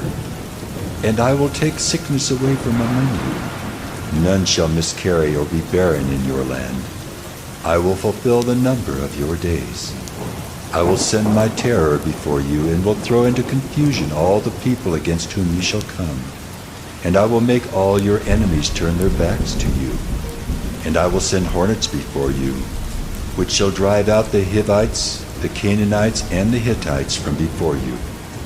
I will not drive them out from before you in 1 year, lest the land become desolate, and the wild beasts multiply against you. Little by little I will drive them out from before you, until you have increased and possessed the land. And I will set your border from the Red Sea to the Sea of the Philistines, and from the wilderness to the Euphrates. For I will give the inhabitants of the land into your hand, and you shall drive them out before you. You shall make no covenant with them and their gods. They shall not dwell in your land, lest they make you sin against me. For if you serve their gods, it will surely be a snare to you. Exodus 24. Then he said to Moses, Come up to the Lord, you and Aaron, Nadab and Abihu, and 70 of the elders of Israel, and worship from afar. Moses alone shall come near to the Lord, but the others shall not come near, and the people shall not come up with him. Moses came and told the people all the words of the Lord and all the rules. And all the people answered with one voice and said, All the words that the Lord has spoken we will do. And Moses wrote down all the words of the Lord. He rose early in the morning and built an altar at the foot of the mountain, and 12 pillars according to the 12 tribes of Israel. And he sent young men of the people of Israel, who offered burnt offerings and sacrificed peace offerings of oxen to the Lord. And Moses took half of the blood and put it in basins, and half of the blood he threw against the altar. Then he took the book of the covenant and read it in the hearing of the people. And they said, All that the Lord has spoken we will do, and we will be obedient. And Moses took the blood and threw it on the people and said, Behold, the blood of the covenant that the Lord has made with you, in accordance with all these words. Then Moses and Aaron, Nadab and Abihu, and 70 of the elders of Israel went up, and they saw the God of Israel. There was under his feet, as it were, a pavement of sapphire stone, like the very heaven for clearness. And he did not lay his hand on the chief men of the people of Israel. They beheld God, and ate and drank. The Lord said to Moses, Come up to me on the mountain, and wait there, that I may give you the tablets of stone, with the law and the commandment, which I have written for their instruction. So Moses rose with his assistant Joshua, and Moses went up into the mountain of God. And he said to the elders, Wait here for us until we return to you. And behold, Aaron and Hur are with you. Whoever has a dispute, let him go to them. Then Moses went up on the mountain, and the cloud covered the mountain. The glory of the Lord dwelt on Mount Sinai, and the cloud covered it 6 days. And on the 7th day he called to Moses out of the midst of the cloud. Now the appearance of the glory of the Lord was like a devouring fire on the top of the mountain in the sight of the people of Israel. Moses entered the cloud and went up on the mountain. And Moses was on the mountain 40 days and 40 nights. Exodus 25. The Lord said to Moses, Speak to the people of Israel that they take for me a contribution. From every man whose heart moves him, you shall receive the contribution for me. And this is the contribution that you shall receive from them: gold, silver, and bronze, blue and purple, and scarlet yarns and fine twined linen, goat's hair, tanned ram skins, goat skins, acacia wood, oil for the lamps, spices for the anointing oil and for the fragrant incense, onyx stones, and stones for setting, for the ephod and for the breastpiece. And let them make me a sanctuary that I may dwell in their midst, exactly as I show you concerning the pattern of the tabernacle, and of all its furniture, so you shall make it. They shall make an ark of acacia wood. 2 cubits and a half shall be its length, 1 cubit and a half its breadth, and 1 cubit and a half its height. You shall overlay it with pure gold, inside and outside shall you overlay it. And you shall make on it a molding of gold around it. You shall cast 4 rings of gold for it, and put them on its 4 feet, 2 rings on the one side of it, and 2 rings on the other side of it. You shall make poles of acacia wood, and overlay them with gold. And you shall put the poles into the rings on the sides of the ark, to carry the ark by them. The poles shall remain in the rings of the ark, they shall not be taken from it. And you shall put into the ark the testimony that I shall give you. You shall make a mercy seat of pure gold. 2 cubits and a half shall be its length, and 1 cubit and a half its breadth. And you shall make 2 cherubim of gold, of hammered work shall you make them.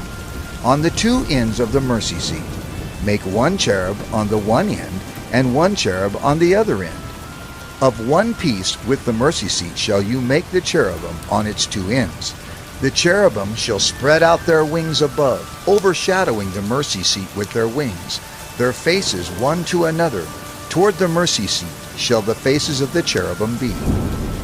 And you shall put the mercy seat on the top of the ark, and in the ark you shall put the testimony that I shall give you.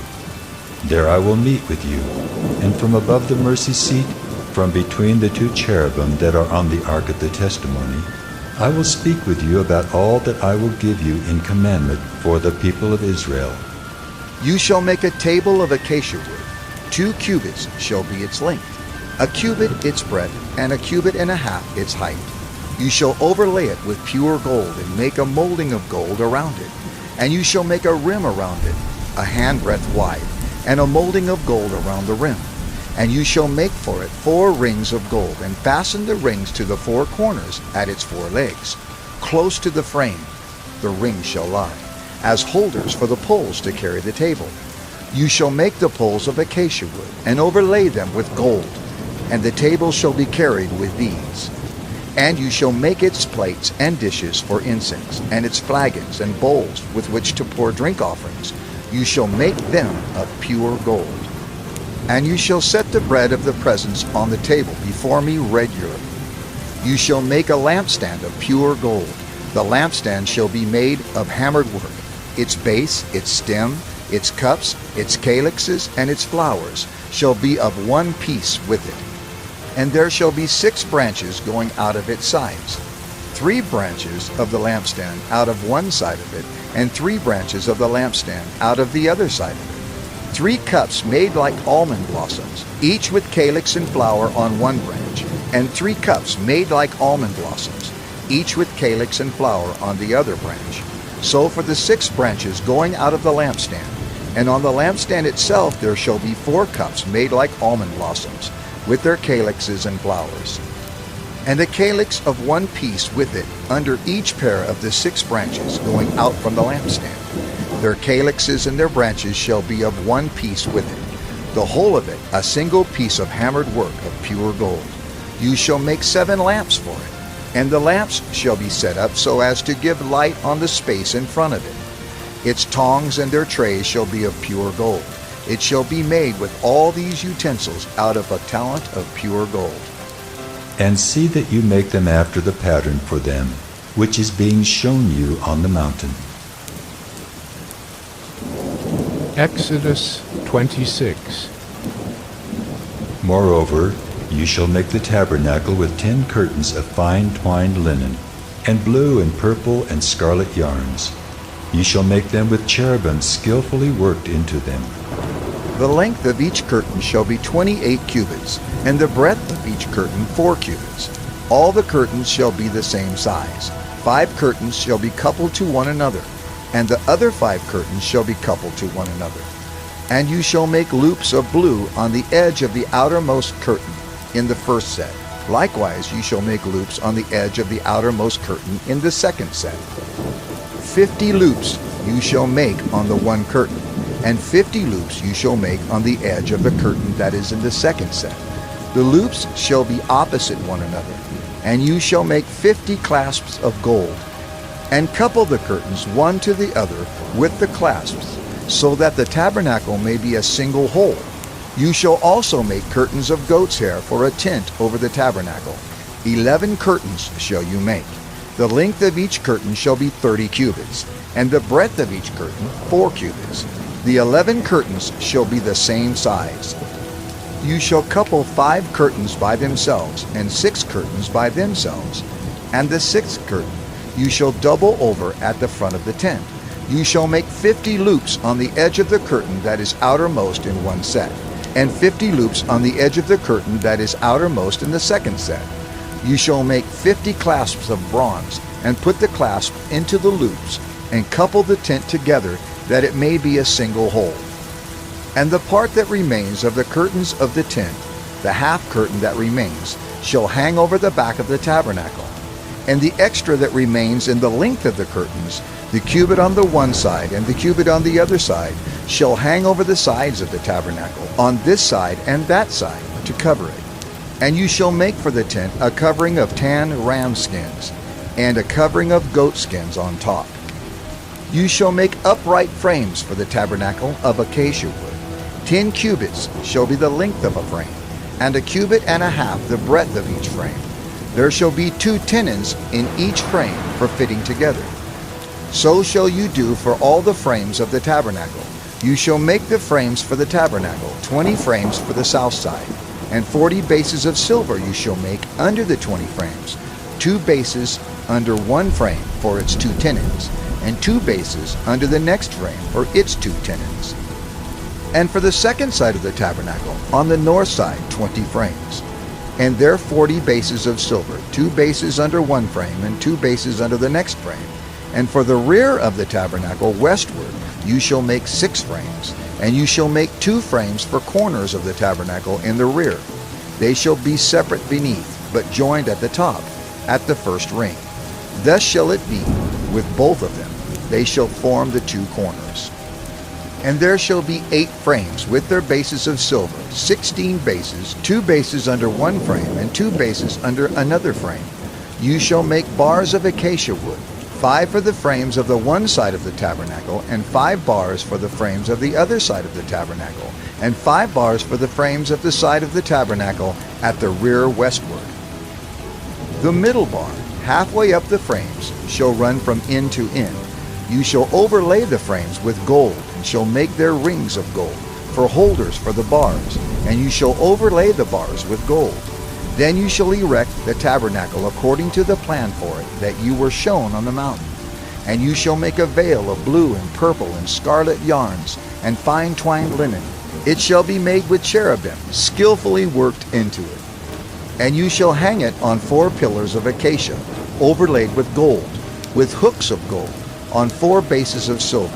And you shall hang the veil from the clasps, and bring the ark of the testimony in there within the veil. And the veil shall separate for you the holy place from the most holy. You shall put the mercy seat on the ark of the testimony in the most holy place. And you shall set the table outside the veil, and the lampstand on the south side of the tabernacle opposite the table. And you shall put the table on the north side. You shall make a screen for the entrance of the tent, of blue and purple and scarlet yarns and fine twined linen, embroidered with needlework. And you shall make for the screen 5 pillars of acacia, and overlay them with gold. Their hooks shall be of gold, and you shall cast 5 bases of bronze for them. Exodus 27. You shall make the altar of acacia wood, 5 cubits long and 5 cubits broad. The altar shall be square, and its height shall be 3 cubits. And you shall make horns for it on its 4 corners. Its horns shall be of one piece with it, and you shall overlay it with bronze. You shall make pots for it to receive its ashes, and shovels and basins, and forks and fire pans. You shall make all its utensils of bronze. You shall also make for it a grating, a network of bronze, and on the net you shall make 4 bronze rings at its 4 corners. And you shall set it under the ledge of the altar, so that the net extends halfway down the altar. And you shall make poles for the altar, poles of acacia wood, and overlay them with bronze. And the poles shall be put through the rings, so that the poles are on the 2 sides of the altar when it is carried. You shall make it hollow with boards, as it has been shown you on the mountain. So shall it be made. You shall make the court of the tabernacle. On the south side the court shall have hangings of fine twined linen, 100 cubits long for one side. Its 20 pillars and their 20 bases shall be of bronze, but the hooks of the pillars and their fillets shall be of silver. And likewise for its length on the north side there shall be hangings, 100 cubits long, its pillars 20, and their bases 20, of bronze. But the hooks of the pillars and their fillets shall be of silver. And for the breadth of the court on the west side there shall be hangings for 50 cubits, with 10 pillars and 10 bases. The breadth of the court on the front to the east shall be 50 cubits. The hangings for the one side of the gate shall be 15 cubits, with their 3 pillars and 3 bases. On the other side the hangings shall be 15 cubits, with their 3 pillars and 3 bases. For the gate of the court there shall be a screen 20 cubits long, of blue and purple and scarlet yarns and fine twined linen, embroidered with needlework. It shall have 4 pillars, and with them 4 bases. All the pillars around the court shall be filleted with silver. Their hooks shall be of silver, and their bases of bronze. The length of the court shall be 100 cubits, the breadth 50, and the height 5 cubits, with hangings of fine twined linen and bases of bronze. All the utensils of the tabernacle for every use, and all its pegs and all the pegs of the court shall be of bronze. You shall command the people of Israel that they bring to you pure beaten olive oil for the light, that a lamp may regularly be set up to burn. In the tent of meeting, outside the veil that is before the testimony, Aaron and his sons shall tend it from evening to morning before the Lord. It shall be a statute forever to be observed throughout their generations by the people of Israel. Exodus 28. Then bring near to you Aaron your brother and his sons with him, from among the people of Israel to serve me as priests. Aaron and Aaron's sons, Nadab and Abihu, Eleazar and Ithamar. And you shall make holy garments for Aaron your brother, for glory and for beauty. You shall speak to all the skillful whom I have filled with a spirit of skill, that they make Aaron's garments to consecrate him for my priesthood. These are the garments that they shall make: a breastpiece, an ephod, a robe, a coat of checkerwork, a turban, and a sash. They shall make holy garments for Aaron your brother and his sons to serve me as priests. They shall receive gold, blue, and purple, and scarlet yarns, and fine twined linen. And they shall make the ephod of gold, of blue and purple, and scarlet yarns, and of fine twined linen, skillfully worked. It shall have 2 shoulder pieces attached to its 2 edges, so that it may be joined together. And the skillfully woven band on it shall be made like it, and be of one piece with it, of gold, blue, and purple, and scarlet yarns, and fine twined linen. You shall take 2 onyx stones, and engrave on them the names of the sons of Israel, 6 of their names on the one stone, and the names of the remaining 6 on the other stone, in the order of their birth. As a jeweler engraves signets, so shall you engrave the 2 stones with the names of the sons of Israel. You shall enclose them in settings of gold filigree, and you shall set the 2 stones on the shoulder pieces of the ephod, as stones of remembrance for the sons of Israel. And Aaron shall bear their names before the Lord on his 2 shoulders for remembrance. You shall make settings of gold filigree, and 2 chains of pure gold, twisted like cords, and you shall attach the corded chains to the settings. You shall make a breastpiece of judgment in skilled work. In the style of the ephod you shall make it. Of gold, blue, and purple, and scarlet yarns, and fine twined linen shall you make it. It shall be square and doubled, a span its length, and a span its breadth. You shall set in it 4 rows of stones. A row of sardius, topaz, and carbuncle shall be the first row, and the second row an emerald, a sapphire, and a diamond, and the third row a jacinth, an agate, and an amethyst, and the 4th row a beryl, an onyx, and a jasper. They shall be set in gold filigree. There shall be 12 stones with their names according to the names of the sons of Israel. They shall be like signets, each engraved with its name for the 12 tribes. You shall make for the breastpiece twisted chains like cords of pure gold. And you shall make for the breastpiece 2 rings of gold, and put the 2 rings on the 2 edges of the breastpiece. And you shall put the 2 cords of gold in the 2 rings at the edges of the breastpiece. The 2 ends of the 2 cords you shall attach to the 2 settings of filigree, and so attach it in front to the shoulder pieces of the ephod. You shall make 2 rings of gold, and put them at the 2 ends of the breastpiece, on its inside edge, next to the ephod. And you shall make 2 rings of gold, and attach them in front to the lower part of the 2 shoulder pieces of the ephod, at its seam above the skillfully woven band of the ephod. And they shall bind the breastpiece by its rings to the rings of the ephod, with a lace of blue, so that it may lie on the skillfully woven band of the ephod, so that the breastpiece shall not come loose from the ephod. So Aaron shall bear the names of the sons of Israel in the breastpiece of judgment on his heart, when he goes into the holy place, to bring them to regular remembrance before the Lord. And in the breastpiece of judgment you shall put the Urim and the Thummim, and they shall be on Aaron's heart when he goes in before the Lord.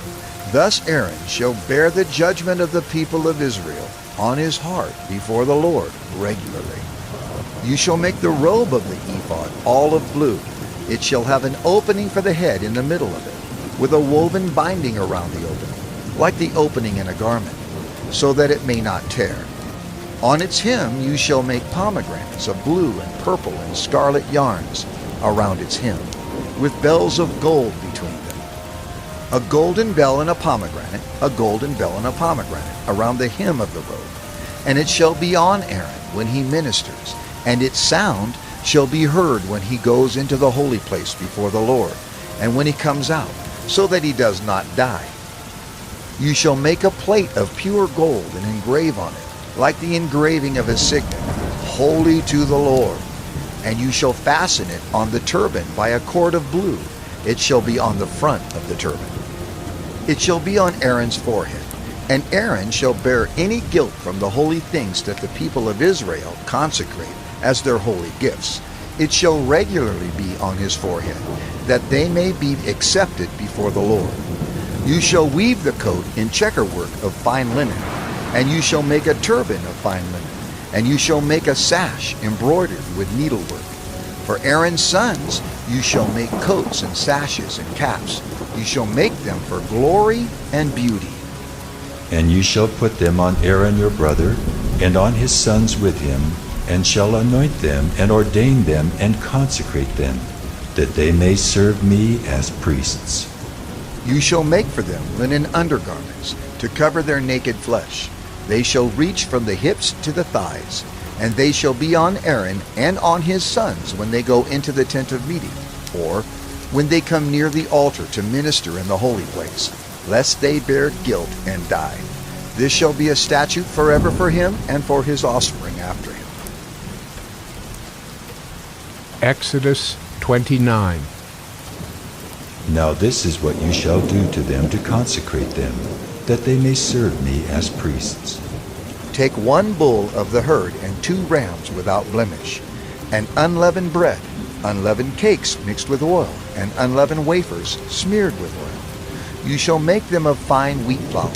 You shall put them in 1 basket, and bring them in the basket, and bring the bull and the 2 rams. You shall bring Aaron and his sons to the entrance of the tent of meeting, and wash them with water. Then you shall take the garments, and put on Aaron the coat and the robe of the ephod, and the ephod and the breastpiece, and gird him with a skillfully woven band of the ephod. And you shall set the turban on his head, and put the holy crown on the turban. You shall take the anointing oil, and pour it on his head, and anoint him. Then you shall bring his sons, and put coats on them. And you shall gird Aaron and his sons with sashes, and bind caps on them. And the priesthood shall be theirs by a statute forever. Thus you shall ordain Aaron and his sons. Then you shall bring the bull before the tent of meeting. Aaron and his sons shall lay their hands on the head of the bull.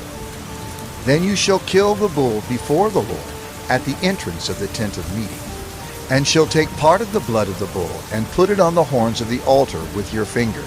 And the rest of the blood you shall pour out at the base of the altar. And you shall take all the fat that covers the entrails, and the long lobe of the liver, and the 2 kidneys with the fat that is on them, and burn them on the altar. But the flesh of the bull, and its skin, and its dung, you shall burn with fire outside the camp. It is a sin offering. Then you shall take 1 of the rams, and Aaron and his sons shall lay their hands on the head of the ram. And you shall kill the ram, and shall take its blood, and throw it against the sides of the altar.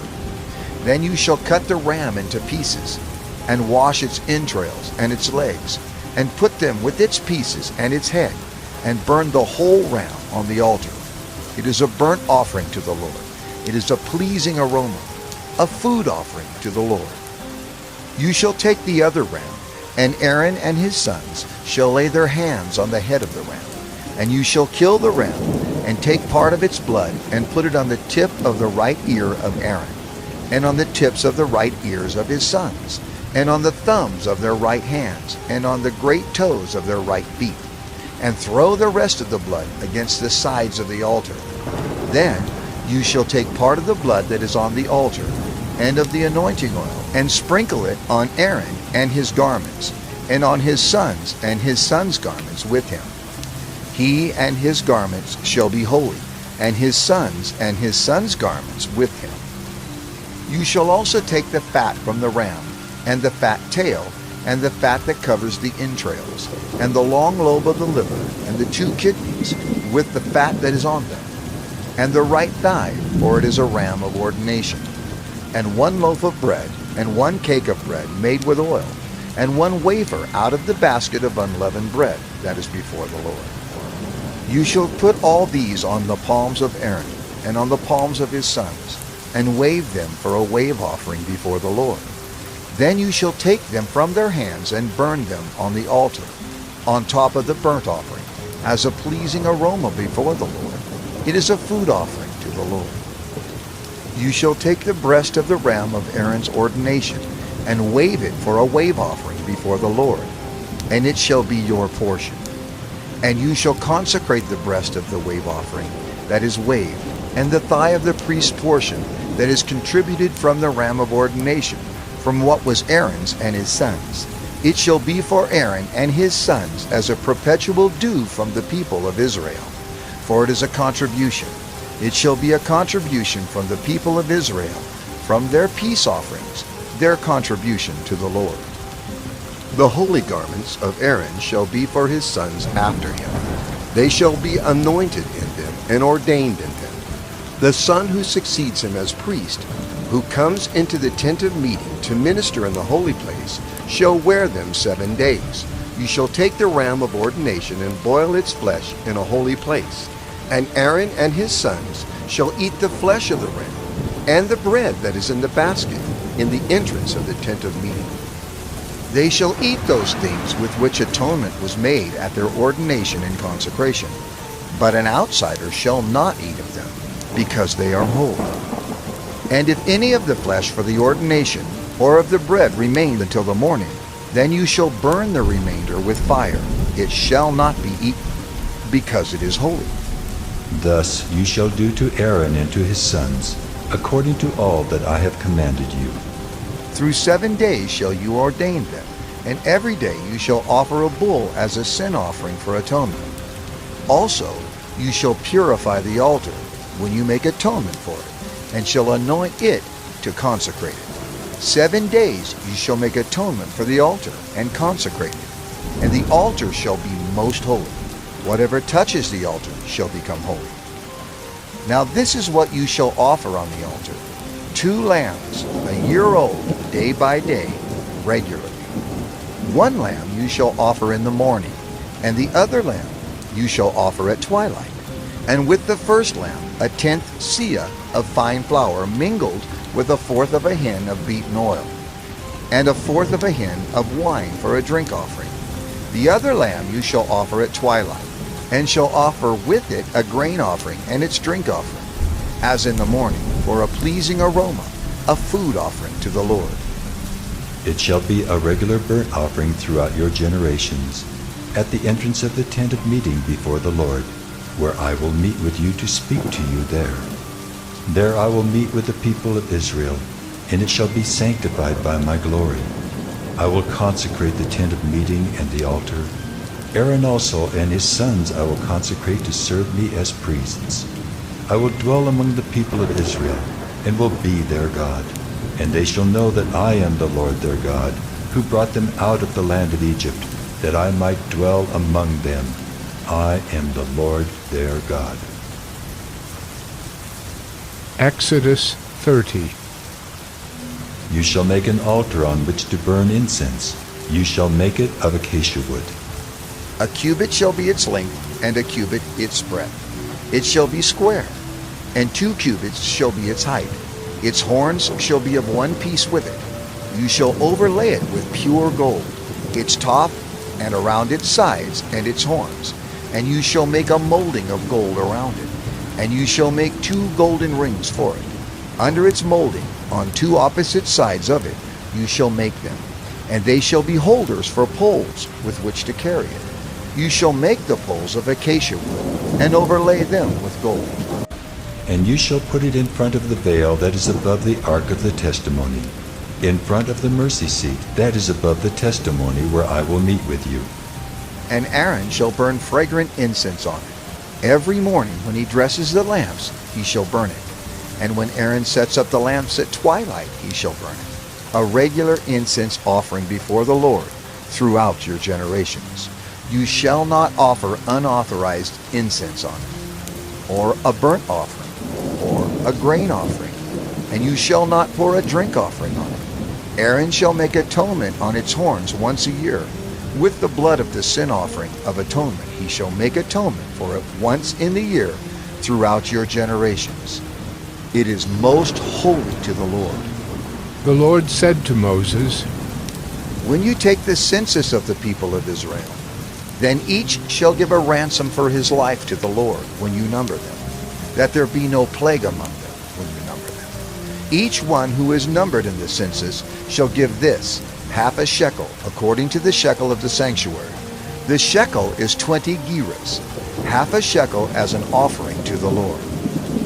Everyone who is numbered in the census, from 20 years old and upward, shall give the Lord's offering. The rich shall not give more, and the poor shall not give less than the half shekel. When you give the Lord's offering to make atonement for your lives, you shall take the atonement money from the people of Israel, and shall give it for the service of the tent of meeting, that it may bring the people of Israel to remembrance before the Lord, so as to make atonement for your lives. The Lord said to Moses, You shall also make a basin of bronze, with its stand of bronze, for washing. You shall put it between the tent of meeting and the altar, and you shall put water in it, with which Aaron and his sons shall wash their hands and their feet. When they go into the tent of meeting, or when they come near the altar to minister, to burn a food offering to the Lord, they shall wash with water so that they may not die. They shall wash their hands and their feet so that they may not die. It shall be a statute forever to them, even to him and to his offspring throughout their generations. The Lord said to Moses, Take the finest spices of liquid myrrh 500 shekels, and of sweet-smelling cinnamon half as much, that is 250, and 250 of aromatic cane, and 500 of cassia, according to the shekel of the sanctuary, and a hin of olive oil. And you shall make of these a sacred anointing oil, blended as by the perfumer. It shall be a holy anointing oil. With it you shall anoint the tent of meeting and the ark of the testimony, and the table and all its utensils, and the lampstand and its utensils, and the altar of incense, and the altar of burnt offering with all its utensils, and the basin and its stand. You shall consecrate them that they may be most holy. Whatever touches them will become holy. You shall anoint Aaron and his sons and consecrate them, that they may serve me as priests. And you shall say to the people of Israel, This shall be my holy anointing oil throughout your generations. It shall not be poured on the body of an ordinary person, and you shall make no other like it in composition. It is holy, and it shall be holy to you. Whoever compounds any like it, or whoever puts any of it on an outsider, shall be cut off from his people. The Lord said to Moses, Take sweet spices, stacte and onycha and galbanum, sweet spices with pure frankincense. Of each shall there be an equal part. And make an incense blended as by the perfumer, seasoned with salt, pure and holy. You shall beat some of it very small, and put part of it before the testimony in the tent of meeting, where I shall meet with you. It shall be most holy for you. And the incense that you shall make according to its composition, you shall not make for yourselves. It shall be for you holy to the Lord. Whoever makes any like it to use as perfume shall be cut off from his people. Exodus 31. The Lord said to Moses, See, I have called by name Bezalel the son of Uri, son of Hur, of the tribe of Judah, and I have filled him with the Spirit of God, with ability and intelligence, with knowledge in all craftsmanship, to devise artistic designs, to work in gold, silver, and bronze, in cutting stones for setting, and in carving wood to work in every craft. And behold, I have appointed with him Oholiab, the son of Ahisamach, of the tribe of Dan. And I have given to all able men ability, that they may make all that I have commanded you. The tent of meeting and the ark of the testimony, and the mercy seat that is on it, and all the furnishings of the tent, the table and its utensils, and the pure lampstand with all its utensils, and the altar of incense, and the altar of burnt offering with all its utensils, and the basin and its stand, and the finely worked garments, the holy garments for Aaron the priest, and the garments of his sons, for their service as priests, and the anointing oil, and the fragrant incense for the holy place, according to all that I have commanded you, they shall do. And the Lord said to Moses, You are to speak to the people of Israel and say, Above all, you shall keep my Sabbaths, for this is a sign between me and you throughout your generations, that you may know that I, the Lord, sanctify you. You shall keep the Sabbath, because it is holy for you. Everyone who profanes it shall be put to death. Whoever does any work on it, that soul shall be cut off from among his people. 6 days shall work be done, but the seventh day is a Sabbath of solemn rest, holy to the Lord. Whoever does any work on the Sabbath day shall be put to death. Therefore the people of Israel shall keep the Sabbath, observing the Sabbath throughout their generations as a covenant forever. It is a sign forever between me and the people of Israel, that in 6 days the Lord made heaven and earth, and on the seventh day he rested and was refreshed. And he gave to Moses, when he had finished speaking with him on Mount Sinai, the 2 tablets of the testimony, tablets of stone, written with the finger of God. Exodus 32. When the people saw that Moses delayed to come down from the mountain, the people gathered themselves together to Aaron and said to him, Up, make us gods who shall go before us. As for this Moses, the man who brought us up out of the land of Egypt, we do not know what has become of him. So Aaron said to them, Take off the rings of gold that are in the ears of your wives, your sons and your daughters, and bring them to me. So all the people took off the rings of gold that were in their ears and brought them to Aaron. And he received the gold from their hand and fashioned it with a graving tool and made a golden calf. And they said, These are your gods, O Israel, who brought you up out of the land of Egypt. When Aaron saw this, he built an altar before it. And Aaron made proclamation and said, Tomorrow shall be a feast to the Lord. And they rose up early the next day and offered burnt offerings and brought peace offerings. And the people sat down to eat and drink and rose up to play. And the Lord said to Moses, Go down, for your people whom you brought up out of the land of Egypt have corrupted themselves. They have turned aside quickly out of the way that I commanded them. They have made for themselves a golden calf, and have worshipped it and sacrificed to it, and said, These are your gods, O Israel, who brought you up out of the land of Egypt. And the Lord said to Moses, I have seen this people, and behold, it is a stiff-necked people.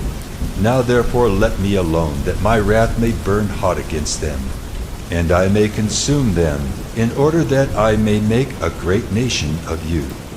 But Moses implored the Lord his God and said, O Lord, why does your wrath burn hot against your people, whom you have brought out of the land of Egypt with great power and with a mighty hand? Why should the Egyptians say, With evil intent did he bring them out, to kill them in the mountains and to consume them from the face of the earth? Turn from your burning anger and relent from this disaster against your people.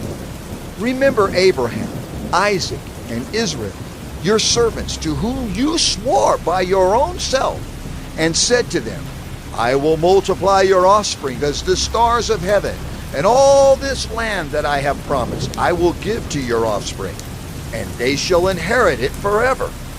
And the Lord relented from the disaster that he had spoken of bringing on his people. Then Moses turned and went down from the mountain with the 2 tablets of the testimony in his hand, tablets that were written on both sides. On the front and on the back they were written. The tablets were the work of God, and the writing was the writing of God, engraved on the tablets. When Joshua heard the noise of the people as they shouted, he said to Moses, "There is a noise of war in the camp." But he said, "It is not the sound of shouting for victory, or the sound of the cry of defeat, but the sound of singing that I hear." And as soon as he came near the camp and saw the calf and the dancing, Moses' anger burned hot, and he threw the tablets out of his hands and broke them at the foot of the mountain. He took the calf that they had made and burned it with fire, and ground it to powder and scattered it on the water, and made the people of Israel drink it. And Moses said to Aaron, "What did this people do to you that you have brought such a great sin upon them?" And Aaron said, "Let not the anger of my Lord burn hot. You know the people, that they are set on evil. For they said to me, 'Make us gods who shall go before us.' As for this Moses, the man who brought us up out of the land of Egypt, we do not know what has become of him. So I said to them, 'Let any who have gold take it off.' So they gave it to me, and I threw it into the fire, and out came this calf." And when Moses saw that the people had broken loose, for Aaron had let them break loose to the derision of their enemies, then Moses stood in the gate of the camp and said, "Who is on the Lord's side? Come to me." And all the sons of Levi gathered around him, and he said to them, "Thus says the Lord God of Israel, put your sword on your side, each of you, and go to and fro from gate to gate throughout the camp, and each of you kill his brother and his companion and his neighbor." And the sons of Levi did according to the word of Moses. And that day about 3,000 men of the people fell. And Moses said, "Today you have been ordained for the service of the Lord, each one at the cost of his son and of his brother, so that he might bestow a blessing upon you this day." The next day Moses said to the people, "You have sinned a great sin, and now I will go up to the Lord. Perhaps I can make atonement for your sin." So Moses returned to the Lord and said, "Alas, this people has sinned a great sin. They have made for themselves gods of gold. But now, if you will forgive their sin, but if not, please blot me out of your book that you have written." But the Lord said to Moses, "Whoever has sinned against me, I will blot out of my book. But now go, lead the people to the place about which I have spoken to you. Behold, my angel shall go before you. Nevertheless, in the day when I visit, I will visit their sin upon them." Then the Lord sent a plague on the people, because they made the calf, the one that Aaron made. Exodus 33. The Lord said to Moses, "Depart, go up from here, you and the people whom you have brought up out of the land of Egypt, to the land of which I swore to Abraham, Isaac, and Jacob, saying, 'To your offspring I will give it.' I will send an angel before you, and I will drive out the Canaanites, the Amorites, the Hittites, the Perizzites, the Hivites, and the Jebusites. Go up to a land flowing with milk and honey. But I will not go up among you, lest I consume you on the way, for you are a stiff-necked people." When the people heard this disastrous word, they mourned, and no one put on his ornaments. For the Lord had said to Moses, "Say to the people of Israel, you are a stiff-necked people. If for a single moment I should go up among you, I would consume you. So now take off your ornaments, that I may know what to do with you." Therefore the people of Israel stripped themselves of their ornaments from Mount Horeb onward. Now Moses used to take the tent and pitch it outside the camp, far off from the camp, and he called it the tent of meeting. and everyone who sought the Lord would go out to the tent of meeting, which was outside the camp. Whenever Moses went out to the tent, all the people would rise up, and each would stand at his tent door and watch Moses until he had gone into the tent. When Moses entered the tent, the pillar of cloud would descend and stand at the entrance of the tent, and the Lord would speak with Moses. And when all the people saw the pillar of cloud standing at the entrance of the tent, all the people would rise up and worship, each at his tent door. Thus the Lord used to speak to Moses face to face, as a man speaks to his friend. When Moses turned again into the camp, his assistant Joshua, the son of Nun, a young man, would not depart from the tent. Moses said to the Lord, "See, you say to me, 'Bring up this people,' but you have not let me know whom you will send with me. Yet you have said, 'I know you by name,' and you have also found favor in my sight. Now therefore, if I have found favor in your sight, please show me now your ways, that I may know you in order to find favor in your sight. Consider too that this nation is your people." And he said, "My presence will go with you, and I will give you rest." And he said to him, "If your presence will not go with me, do not bring us up from here. For how shall it be known that I have found favor in your sight, I and your people? Is it not in your going with us, so that we are distinct, I and your people, from every other people on the face of the earth?" And the Lord said to Moses, "This very thing that you have spoken, I will do, for you have found favor in my sight, and I know you by name."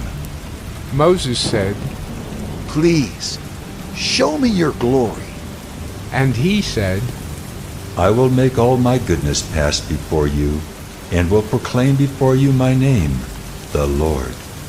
And I will be gracious to whom I will be gracious, and will show mercy on whom I will show mercy. But," he said, "you cannot see my face, for man shall not see me and live." And the Lord said, "Behold, there is a place by me where you shall stand on the rock, and while my glory passes by, I will put you in a cleft of the rock, and I will cover you with my hand until I have passed by. Then I will take away my hand, and you shall see my back, but my face shall not be seen." Exodus 34. The Lord said to Moses, "Cut for yourself 2 tablets of stone like the first, and I will write on the tablets the words that were on the first tablets, which you broke.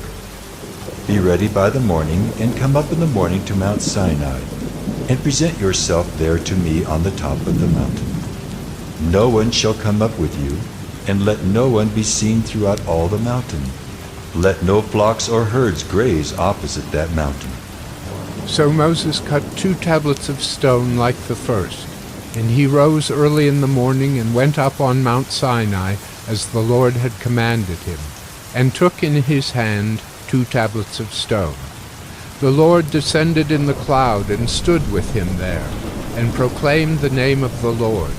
The Lord passed before him and proclaimed, The Lord, a God merciful and gracious, slow to anger, and abounding in steadfast love and faithfulness, keeping steadfast love with thousands, forgiving iniquity and transgression and sin, but who will by no means clear the guilty, visiting the iniquity of the fathers on the children, and the children's children to the 3rd and the 4th generation.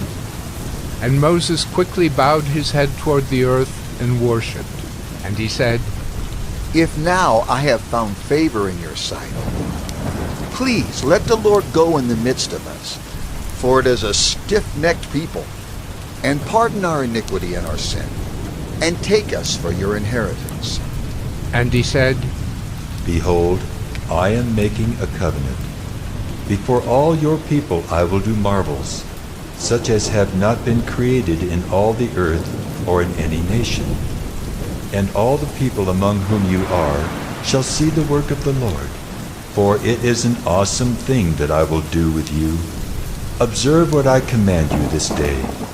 Behold, I will drive out before you the Amorites, the Canaanites, the Hittites, the Perizzites, the Hivites, and the Jebusites. Take care, lest you make a covenant with the inhabitants of the land to which you go, lest it become a snare in your midst. You shall tear down their altars and break their pillars and cut down their Asherim. For you shall worship no other God. For the Lord, whose name is jealous, is a jealous God. Lest you make a covenant with the inhabitants of the land, and when they whore after their gods and sacrifice to their gods, and you are invited, you eat of his sacrifice, and you take of their daughters for your sons, and their daughters whore after their gods, and make your sons whore after their gods.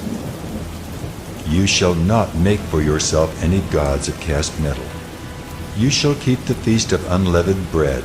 7 days you shall eat unleavened bread as I commanded you at the time appointed in the month Abib. For in the month Abib you came out from Egypt. All that open the womb are mine. All your male livestock, the firstborn of cow and sheep, the firstborn of a donkey, you shall redeem with a lamb. Or, if you will not redeem it, you shall break its neck. All the firstborn of your sons you shall redeem, and none shall appear before me empty-handed.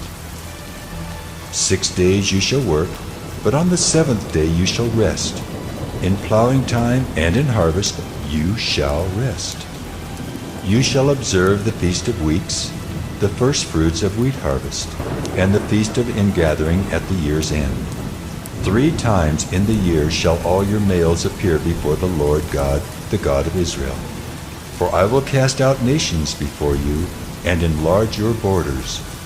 No one shall covet your land when you go up to appear before the Lord your God 3 times in the year. You shall not offer the blood of my sacrifice with anything leavened, or let the sacrifice of the feast of the Passover remain until the morning. The best of the firstfruits of your ground you shall bring to the house of the Lord your God. You shall not boil a young goat in its mother's milk.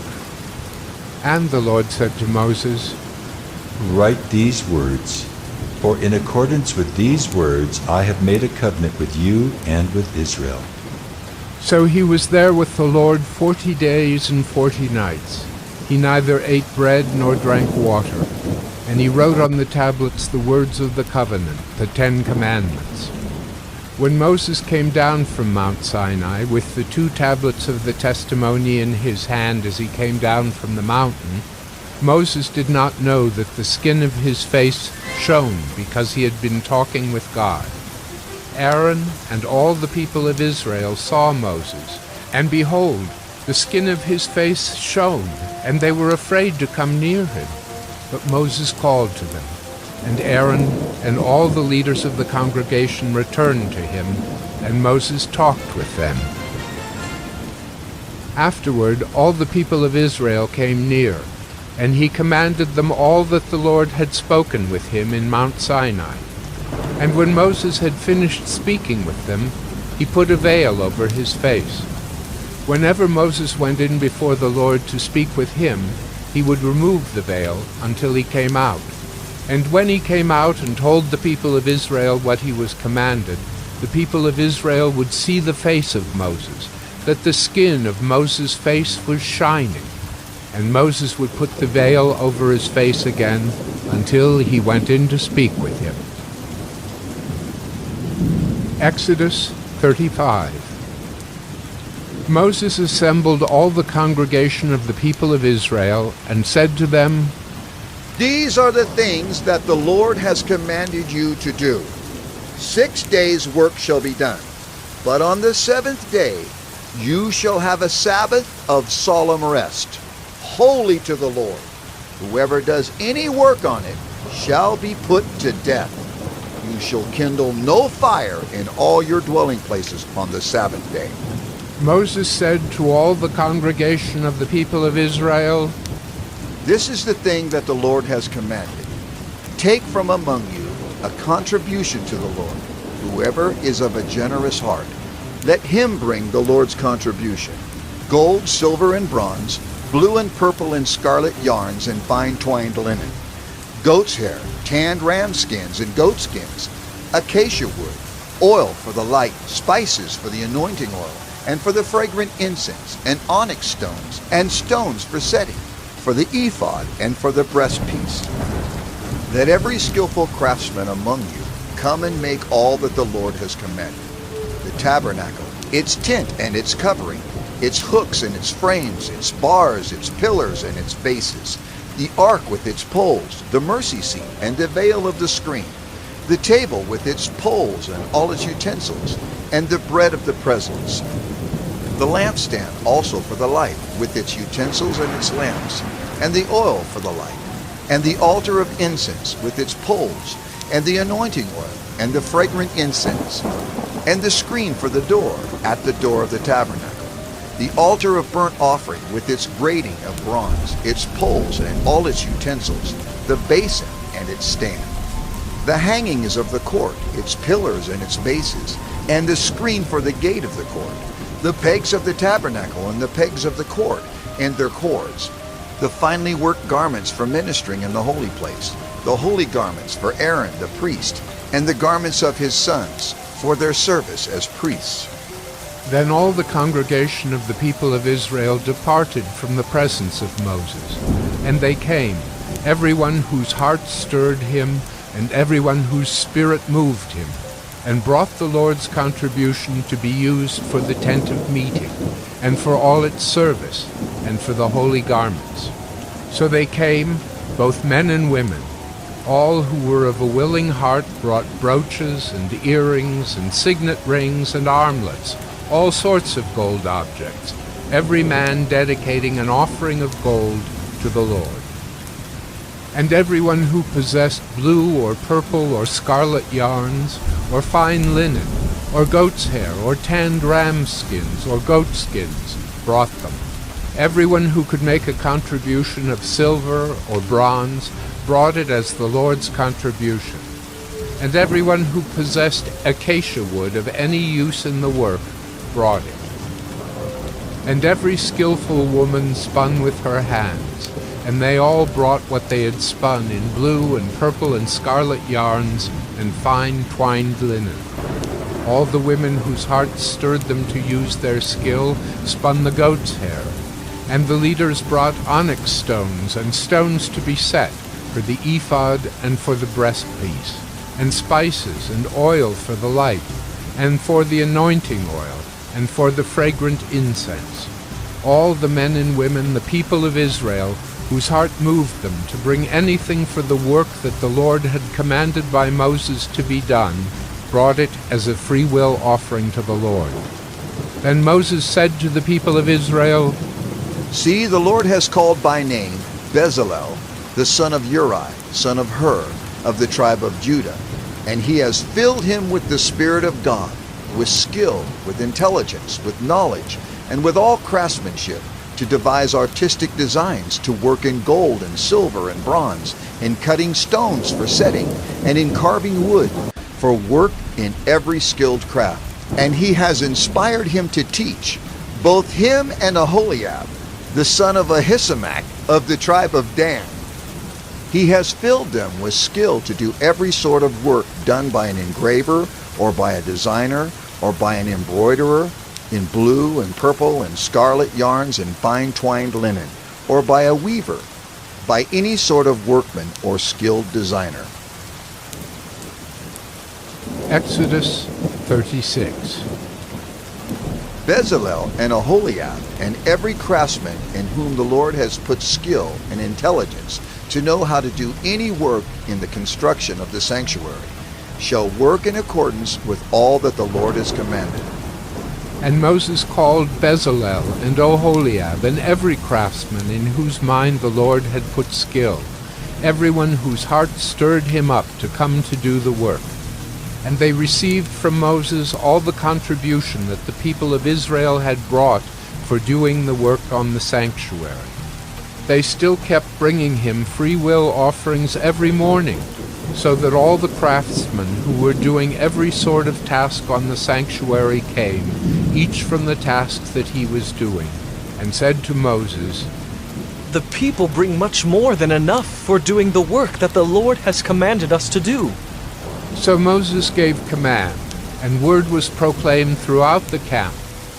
Let no man or woman do anything more for the contribution for the sanctuary.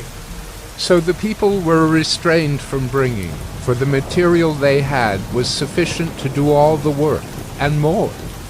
And all the craftsmen among the workmen made the tabernacle with 10 curtains. They were made of fine twined linen, and blue and purple and scarlet yarns, with cherubim skillfully worked. The length of each curtain was 28 cubits, and the breadth of each curtain 4 cubits. All the curtains were the same size. He coupled 5 curtains to one another, and the other 5 curtains he coupled to one another. He made loops of blue on the edge of the outermost curtain of the first set. Likewise, he made them on the edge of the outermost curtain of the second set. He made 50 loops on the one curtain, and he made 50 loops on the edge of the curtain that was in the second set. The loops were opposite one another. And he made 50 clasps of gold, and coupled the curtains one to the other with clasps. So the tabernacle was a single whole. He also made curtains of goat's hair for a tent over the tabernacle. He made 11 curtains. The length of each curtain was 30 cubits, and the breadth of each curtain 4 cubits. The 11 curtains were the same size. He coupled 5 curtains by themselves, and 6 curtains by themselves. And he made 50 loops on the edge of the outermost curtain of the one set, and 50 loops on the edge of the other connecting curtain. And he made 50 clasps of bronze to couple the tent together, that it might be a single whole. And he made for the tent a covering of tanned ram skins and goat skins. Then he made the upright frames for the tabernacle of acacia wood. 10 cubits was the length of a frame, and 1.5 cubits the breadth of each frame. Each frame had 2 tenons for fitting together. He did this for all the frames of the tabernacle. The frames for the tabernacle he made thus: 20 frames for the south side, and he made 40 bases of silver under the 20 frames, 2 bases under one frame for its 2 tenons, and 2 bases under the next frame for its 2 tenons.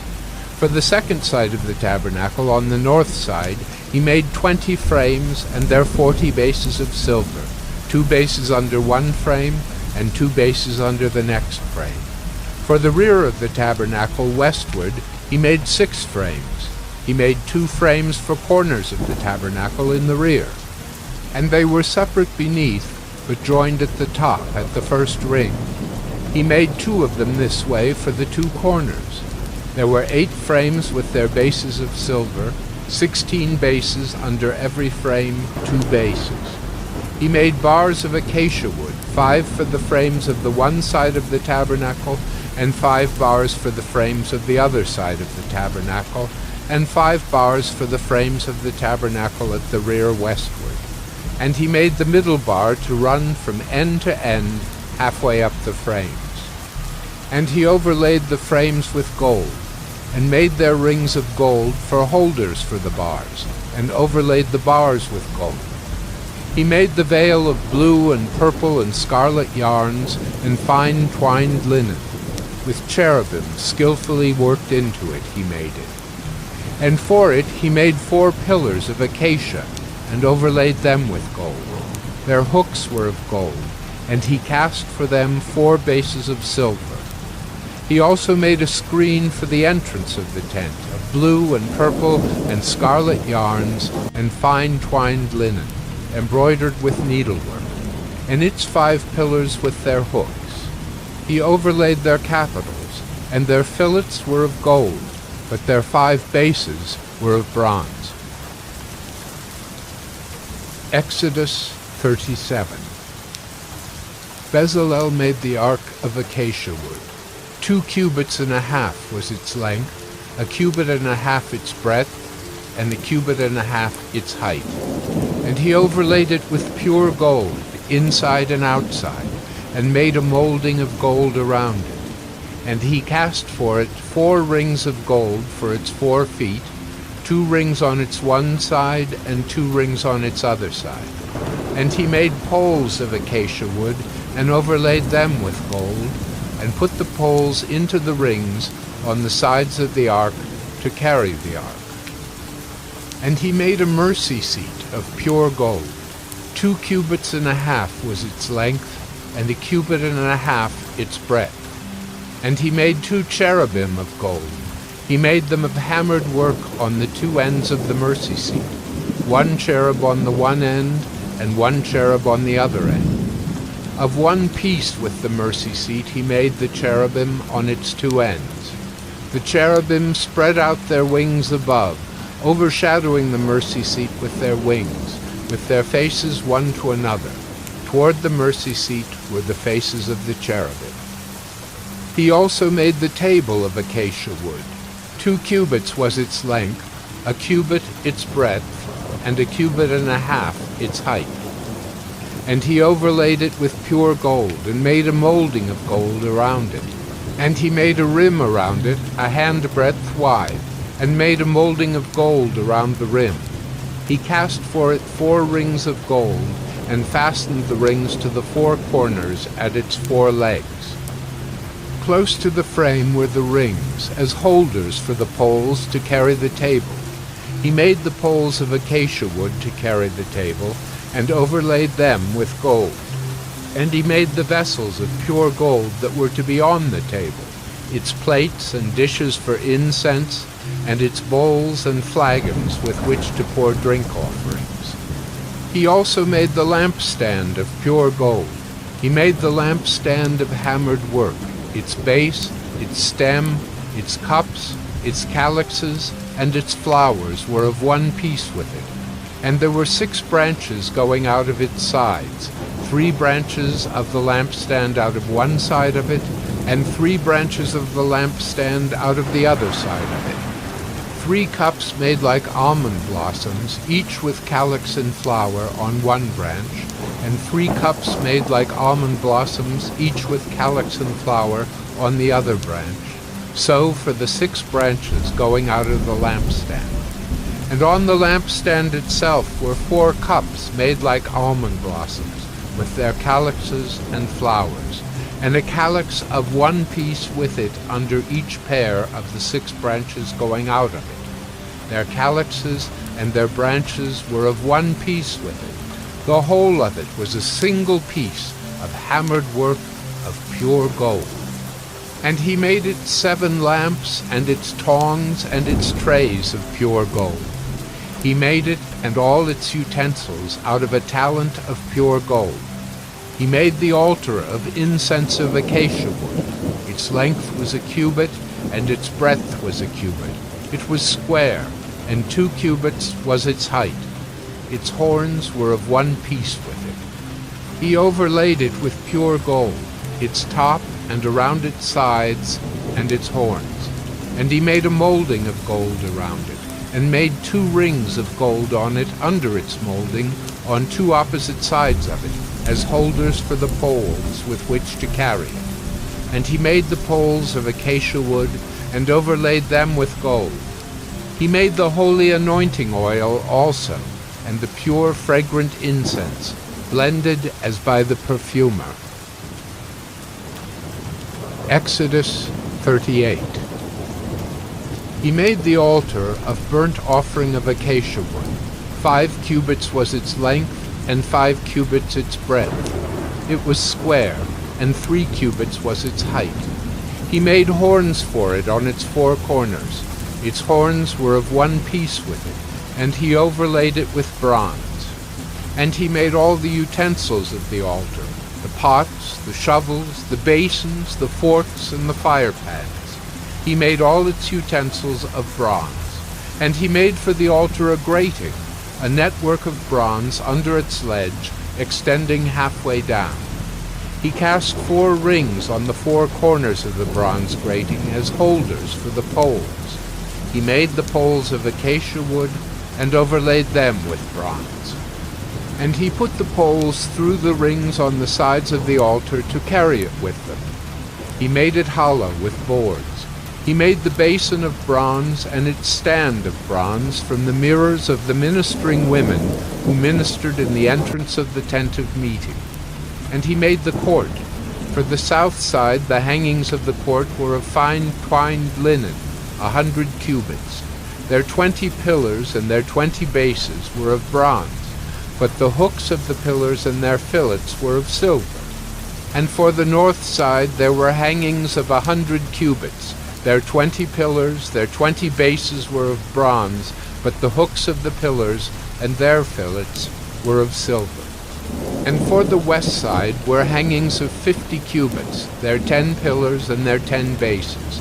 The hooks of the pillars and their fillets were of silver. And for the front, to the east, 50 cubits. The hangings for one side of the gate were 15 cubits, with their 3 pillars and 3 bases. And so for the other side. On both sides of the gate of the court were hangings of 15 cubits, with their 3 pillars and their 3 bases. All the hangings around the court were of fine twined linen, and the bases for the pillars were of bronze, but the hooks of the pillars and their fillets were of silver. The overlaying of their capitals was also of silver, and all the pillars of the court were filleted with silver. And the screen for the gate of the court was embroidered with needlework in blue and purple and scarlet yarns and fine twined linen. It was 20 cubits long and 5 cubits high in its breadth, corresponding to the hangings of the court. And their pillars were 4 in number. Their 4 bases were of bronze, their hooks of silver, and the overlaying of their capitals and their fillets of silver. And all the pegs for the tabernacle and for the court all around were of bronze. These are the records of the tabernacle of the testimony, as they were recorded at the commandment of Moses, the responsibility of the Levites under the direction of Ithamar, the son of Aaron the priest.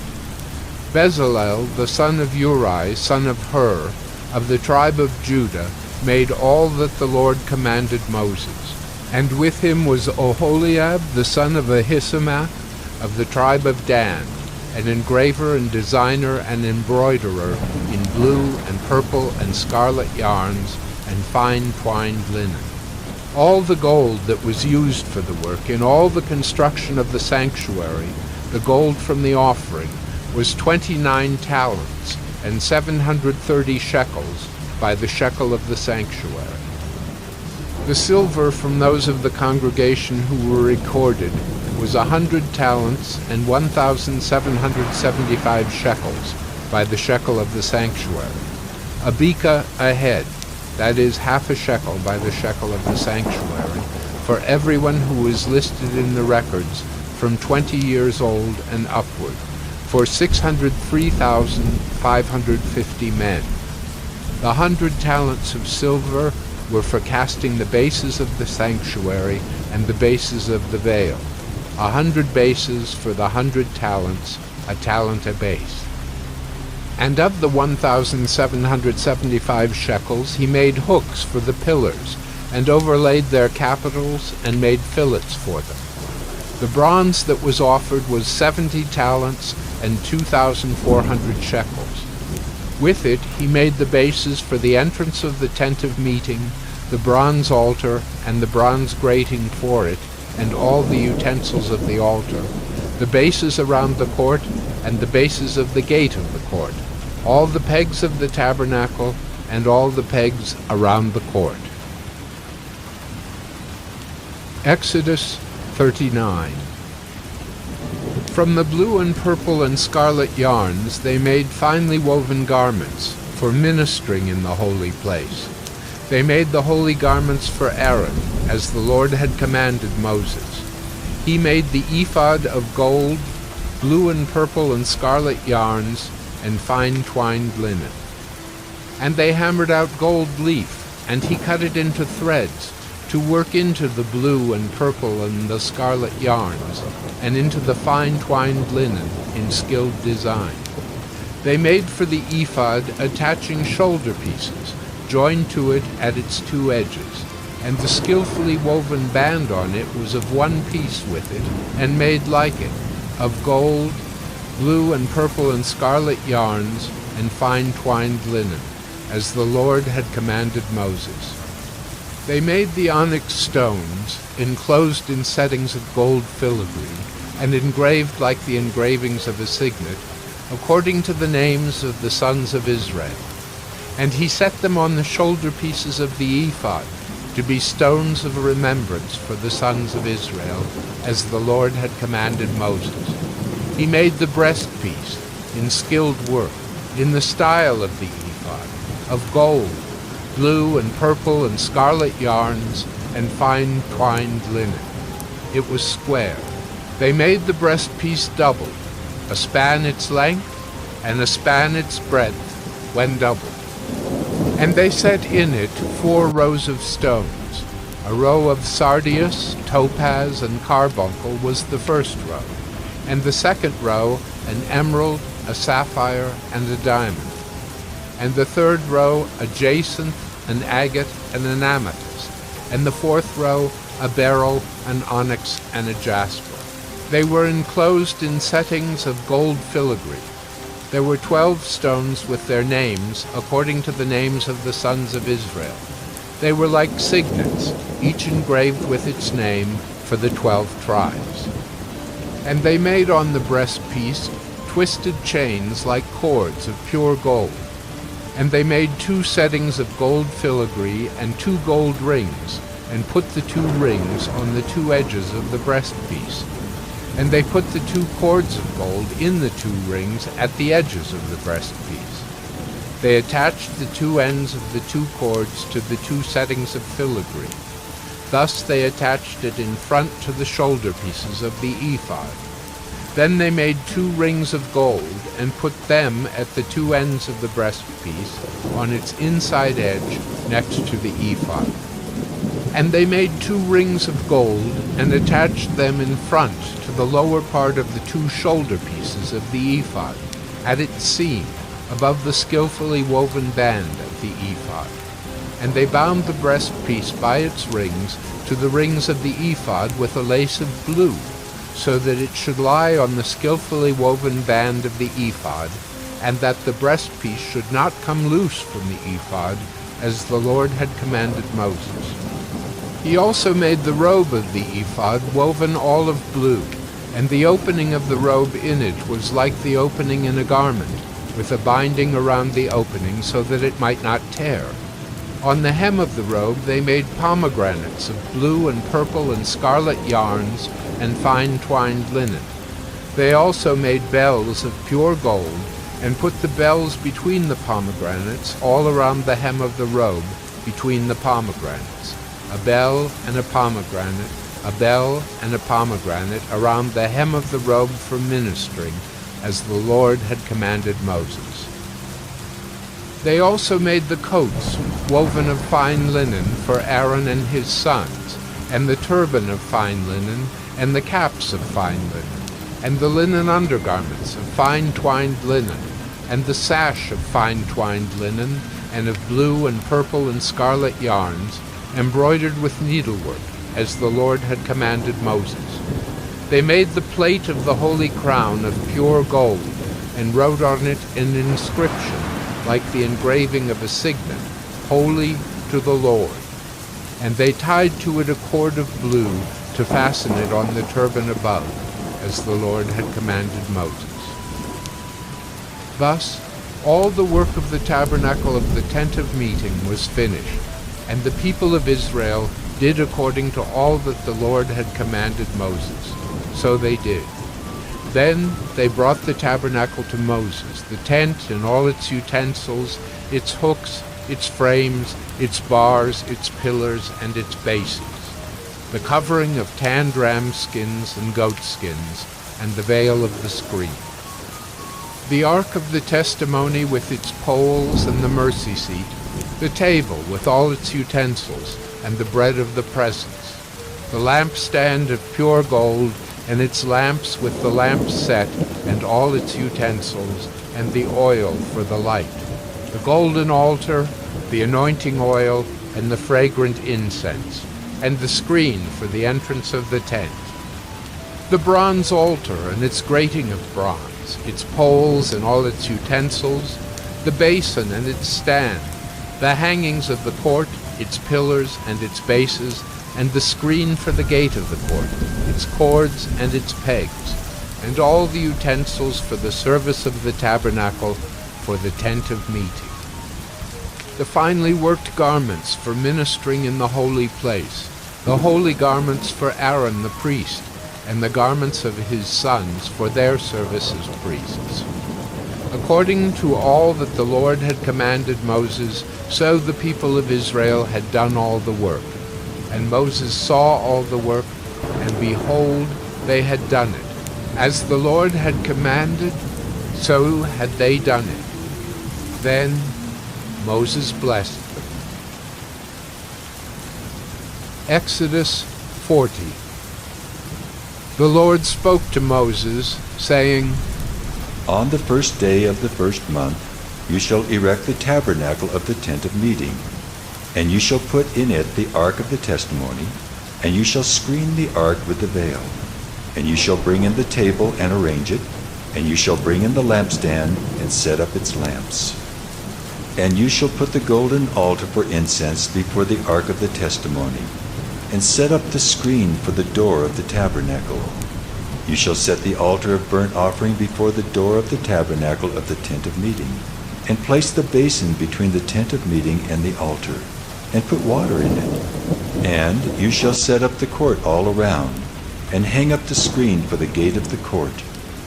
Then you shall take the anointing oil and anoint the tabernacle and all that is in it, and consecrate it in all its furniture, so that it may become holy.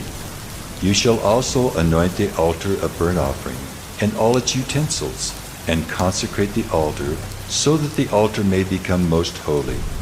You shall also anoint the basin and its stand, and consecrate it.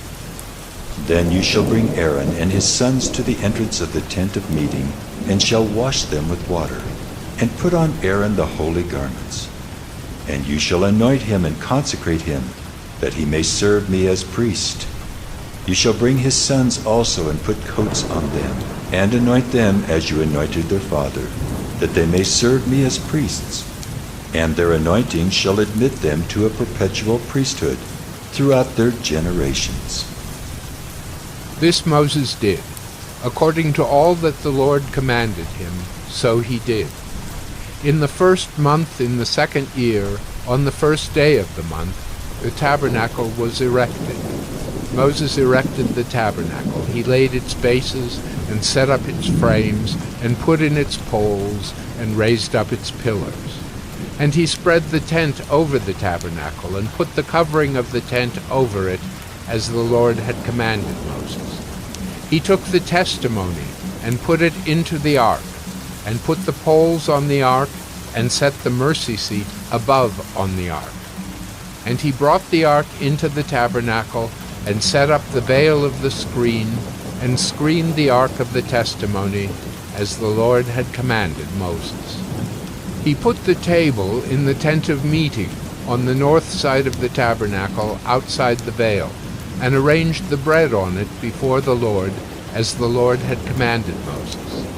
He put the lampstand in the tent of meeting, opposite the table on the south side of the tabernacle, and set up the lamps before the Lord, as the Lord had commanded Moses. He put the golden altar in the tent of meeting before the veil, and burned fragrant incense on it, as the Lord had commanded Moses. He put in place the screen for the door of the tabernacle, and he set the altar of burnt offering at the entrance of the tabernacle of the tent of meeting, and offered on it the burnt offering and the grain offering, as the Lord had commanded Moses. He set the basin between the tent of meeting and the altar, and put water in it for washing, with which Moses and Aaron and his sons washed their hands and their feet. When they went into the tent of meeting, and when they approached the altar, they washed, as the Lord commanded Moses. And he erected the court around the tabernacle and the altar, and set up the screen of the gate of the court. So Moses finished the work. Then the cloud covered the tent of meeting, and the glory of the Lord filled the tabernacle. And Moses was not able to enter the tent of meeting because the cloud settled on it, and the glory of the Lord filled the tabernacle. Throughout all their journeys, whenever the cloud was taken up from over the tabernacle, the people of Israel would set out. But if the cloud was not taken up, then they did not set out till the day that it was taken up. For the cloud of the Lord was on the tabernacle by day, and fire was in it by night, in the sight of all the house of Israel throughout all their journey.